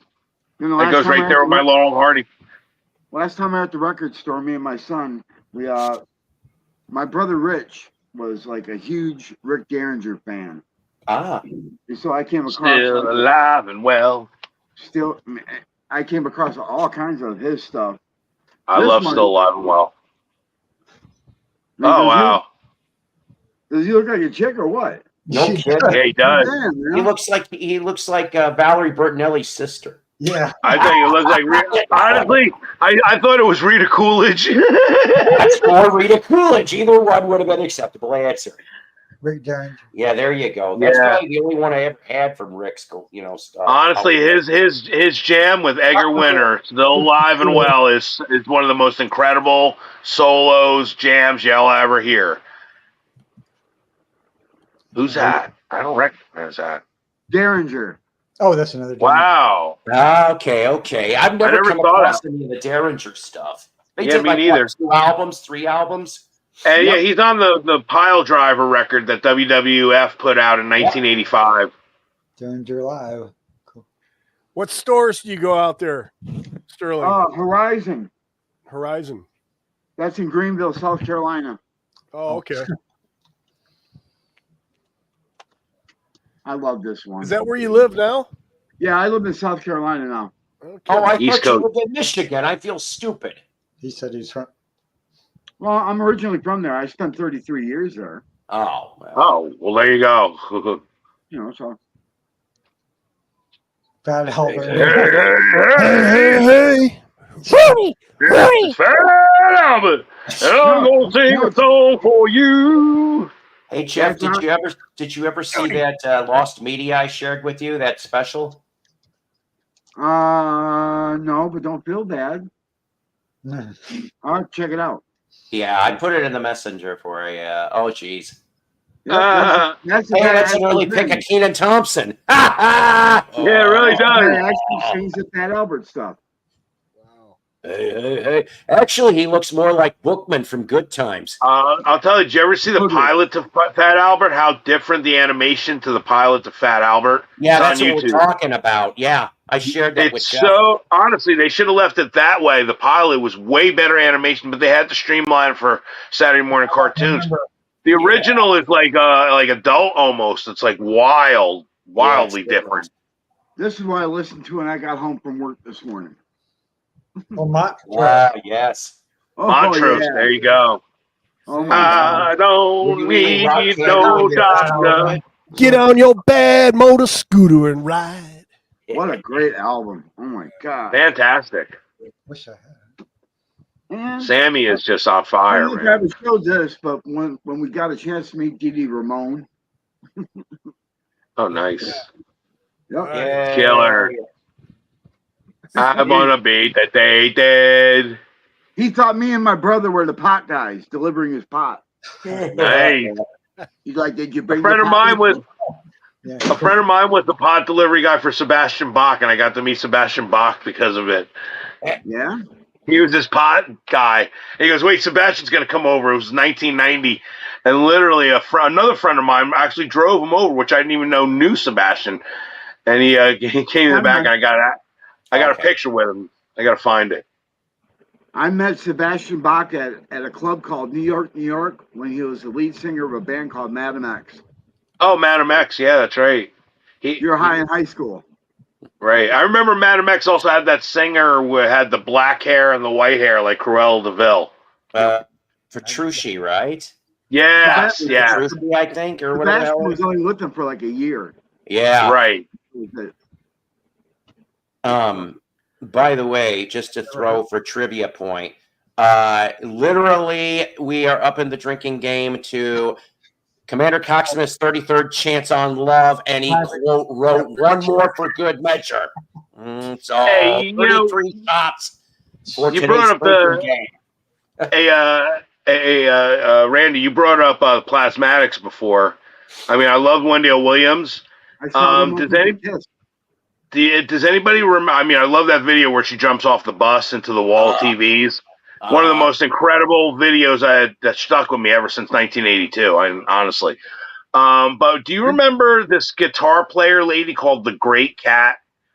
And she used to go on Phil Donahue. Like, whatever happened to that girl? She used to be in metal magazines. She didn't really get like famous for her music. She was more like a spokesperson for like Beethoven and metal, and she had wild hair. Beautiful girl, like gorgeous girl. On that, and you're gonna roll wore your eyes like leather bikini and like fishnet with blood all over. Like she was like almost like part Gwar, part like what's her name, Dora Pesh, a little bit or Lee Aaron. Lee Aaron was Morton another Downey one. Jr. She was on that show too, because they did one or two metal episodes and such. And who remembers Betsy Bitch? The band Bitch. You remember they had them old Metal Massacre compilations on Metal Blade Records. That's where Metallica was first. First one had Metallica and Rat, and Black and Blue has the best version of Chains. under heaven, something like that. And I said, chains around heaven. This is the only one I've got. This is the last. Oh yeah, right. Yeah. Nice. I used to love those Metal Massacre series. Honestly, I used to have like the first 10 volumes. I lost it again in that move. I was so upset. Yeah, I got a bunch of Detroit compilations just like that from the 80s. See, and that's they were fun. incredible. Chicago used to have a bunch too. It was like our own K-Tel pressings. You know what I mean? Yep. Yep, Be my it was. slave. New York, And I remember, like, even like up until the New York, 90s. New York was in Warren. Well, not correct, but you'd get like magazines. Even today, like there's magazines. Sometimes they'll come with a CD compilation, but it was more prevalent in the 90s. Like I remember getting computers were coming. We had this like magazine. It was like a CD-ROM magazine, and it was like a music magazine. It was all about Alanis Morissette. And it was like 1995, and you pop it in the computer, and it was like very primitive, like AOL was, kind of when you used to do dial-up, and you'd have to wait for the AOL. Magazine CMJ Music. Yeah, CMJ. That's why I couldn't think of it. CMJ, exactly. You know, it's funny. I was going through my CDs the other day. You found some? I got a stack that I used to buy that magazine back. I didn't get the first. They were great. 3. I started at 4 and I went up to like 18. I 19. have the one with Ringo Starr. Weight of the World is actually on one of those compilations. Oh, wow. It's unbelievable. They had full names on there. On Discogs for sale. I put them all up for sale yesterday. But there's one of them that sold for like $40, and it's and there's none for sale. So I put mine up for. I'll tell you what, if you have PlayStation magazines where they came with some of the discs demos, there were some money. Yep. Even some of those PlayStation demo discs that had like Rappa on it. One of them was on there, and Crash Bandicoot. Here's something cool. Back when I was in the 80s, and this had to have been probably early to mid 80s, right in there when ESPN first came out. It was on, cable TV. Mm-hmm. Yeah. We used to be sent, they'd send us a guide and they'd have ESPNs and it would, guide, and it'd tell you what events are coming on. I've got a stack of those little manuals and I cannot find any listings at all on eBay. I have a bunch of the HBO guides from the 70s all the way up into the mid 80s, and they were little guides, and every month they would have the preview of the next month's movie. That was so cool. Yeah, really cool. I got one with King Kong 1976 as the actual movie poster face of the King Kong with Jessica Lange. And then on the back of it, it has "Oh God" holding, the fingers up and stuff. It's so great, man. I love that old packaging and marketing. Those ESPN. I mean, there's like Gretzky. I have a couple of those. I have a couple of them. Yeah, I just wonder what they go for, because I hate depends. To listen because there's the HBO guides go for some good money. You can get them as low as $8 a piece, but some of the really early ones I've seen go as $150. Wow. Yep. See, I remember, like I said, when I was in high school, like we got HBO in '80, so we had guides at least from '80 to '86. Hey, Paul, do you remember Video Jukebox on HBO? I do. I remember that. Yeah. So that's where I saw it. Or that was pre MTV. That's where I saw Hilly Michaels. Calling All Girls on that HBO. It was after so fantastic. For about an hour or 30 minutes, whatever it was, It has Mrs. Garrett from Facts of Life in the video too. Yeah. It really does, because they do that stop motion. He's got that dollar bill guitar. It's an incredible video, and at the end of the video, it's covered in ice cream. Hilly Michaels, look it up. Calling all girls. I'm calling all girls. Bum bum bum bum. Calling all girls. Incredible song. But I remember it was after school, man. I'd run down to my buddy's house because he, excuse me, he had HBO at that time, Yeah, we had it in 1976. 1976, we got it here in the East Coast. That's when he first got HBO. Early, man. 77. Yeah. New York, they started in 1974, so New York City was the first one that, but it branched out. So we were one of the first ones to get it. Wow. It was incredible when they announced it too. Do you remember On or It? Yeah. Say what? Yeah, it came on at like 8 television o'clock. before cable. On Yeah, TV, yeah. Channel 20, I Yeah, think it was, on is wasn't it? it. Yeah. Channel 44 in Chicago was on TV. That's Yes. the first one we had was It TV or On TV. There was an It TV. I never heard of that one. True I never story. heard of that. The boxes were made in my town, Crystal Lake, Illinois, for on Really? TV for whatever subscription. We had a box that had 12 buttons on it and a dial. Literally, you want to do that. And then eventually it came with a selector, so you could have another set of 12. Yeah. So you'd have 24. And then they had a 36 one because they had 3 lines. And then from then on, it just went from there. I think On or It TV, one of them, it came on like channel 20 or 50 after 8 o'clock. And that's when you could watch the dirty movies and stuff later on. Yeah. I used to love Night Flight back in 1983. Yeah. That was one of my favorite shows. I stayed up all night watching Night Flight. And I watched the first day MTV opened on August 1st, 1981. Because they announced it, again, New Jersey. Like, literally, they had flyers that came in the mail saying MTV's going to start August 1st at midnight. So we had to stay up, and it was Friday night going into a Saturday, and no school. So we stayed up all night, and we watched the whole introduction, and then the liftoff. It was incredible. I'll never forget that moment. Before that stuff came out, we had they had the technology out, but all we seen were those squiggly lines, Yep. So we would watch that shit for the skin flicks, and then at certain times it would go straight, for a while. We're like, sweet. Right. See, for like on TV for Chicago anyway, because Channel 44 at that time was the broadcast TV for the Chicago White Sox. Okay, and so even if it was in the middle of a damn night game, 8:01, ping, it'd go right to the squiggle lines. You'd be like, "Here's the pitch. Hey, this could be a home. This could be a grand slam." Ping, right to whatever the movie was. It always cracked me up. But that was that lasted a couple of years. Remember when you were watching TV and then you passed out sleeping, then you wake up to the national anthem going on with a God, right before cable. Yes. Oh man, those days! Wow. That's for the shot game number 34. Bolchinian says, "What a girl wants, what a girl needs, loves ice cream." That is a comment. What a girl wants, yeah. So Bolchinian, go and put that 34 shots. The free preview naughty channel time was I must have missed that. That was during high school. I remember Cinemax. They used to have like Electric Blue was like a show that was like really risque. It was like those days were like crazy. And they weren't like porn. It was like soft porn, like Shanghai. They were Blame It on Rio and shit like that. Yeah, but you know what? I'll tell you what, they got the job done. Yeah. It was either that or Benny Hill, man. God, Benny Hill. Right before you know what? Three Stooges, comedy classic. Yeah. I'll tell you what, those Cinemax things, they got the job done.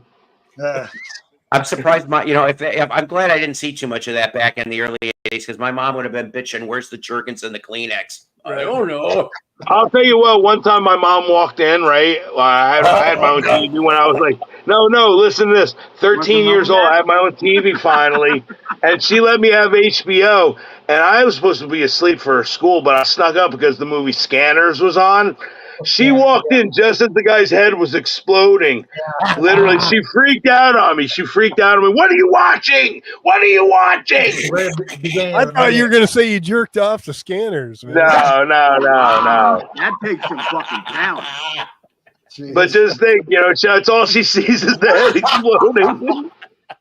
She's like, "What the hell are you watching? You're supposed to be in bed." It was hysterical. I just started laughing. Did you guys have Atari Pong? Yes. Yeah. Emmanuel and the Red Shoe Diaries. I remember that stuff too. Yes. The Hitchhiker. I love those old movies, man. HBO would play movies like that's where I saw Going in Style with George Burns and what's his name? R. Carney. I forget the Lee Merriweather, or no, not Merriweather. Lee Strasberg. Yeah. Fantastic. I love that way better. way better than the Morgan Freeman one. I mean, it's just they tried to redo it. You couldn't redo that movie. I first seen Caddyshack on HBO. So did Yeah, I, right. so Or a very underrated movie, Paradise Alley, with Sylvester Stallone, where his brother's the pro wrestler. Fantastic movie. I mean, he's right in the middle of Rocky. Paradise Alley, I tell you should go see it. It's really one of my favorite Stallone movies. Right in the time when he made Lords of Flatbush, he made this little movie about pro wrestling. Couldn't believe it. And they show great pro wrestling scenes, Paul. You should really see it. It's like old 1940s pro wrestling. I'm writing homework. Yeah. Probably on DVD. There's another movie I saw on HBO called The Great Texas Dynamite Chase. Are you familiar with that movie? Claudia Jennings. Incredible fun movie. It's about two girls that are like a pre-Thelma and Louise. Like, it outdoes Thelma and Louise. They like ripped this movie off, and they go robbing banks, and they're just incredible. They use dynamite, to like stick them up. It's so funny. What about Hot Stuff? Hot Stuff. I remember. Yeah.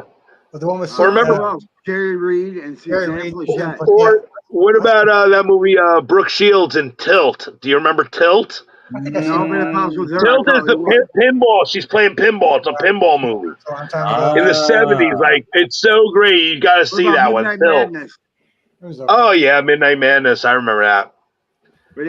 So many great little movies that I've gotten forgot about like that. Bag of BP. Yeah, it's hard to find those movies now. Yeah, they are. They're like out of print. Yep. You'd be surprised. They really look them up on YouTube. They put all these horror movies and obscure movies on DVD all the time. If you take the time to look some of them up.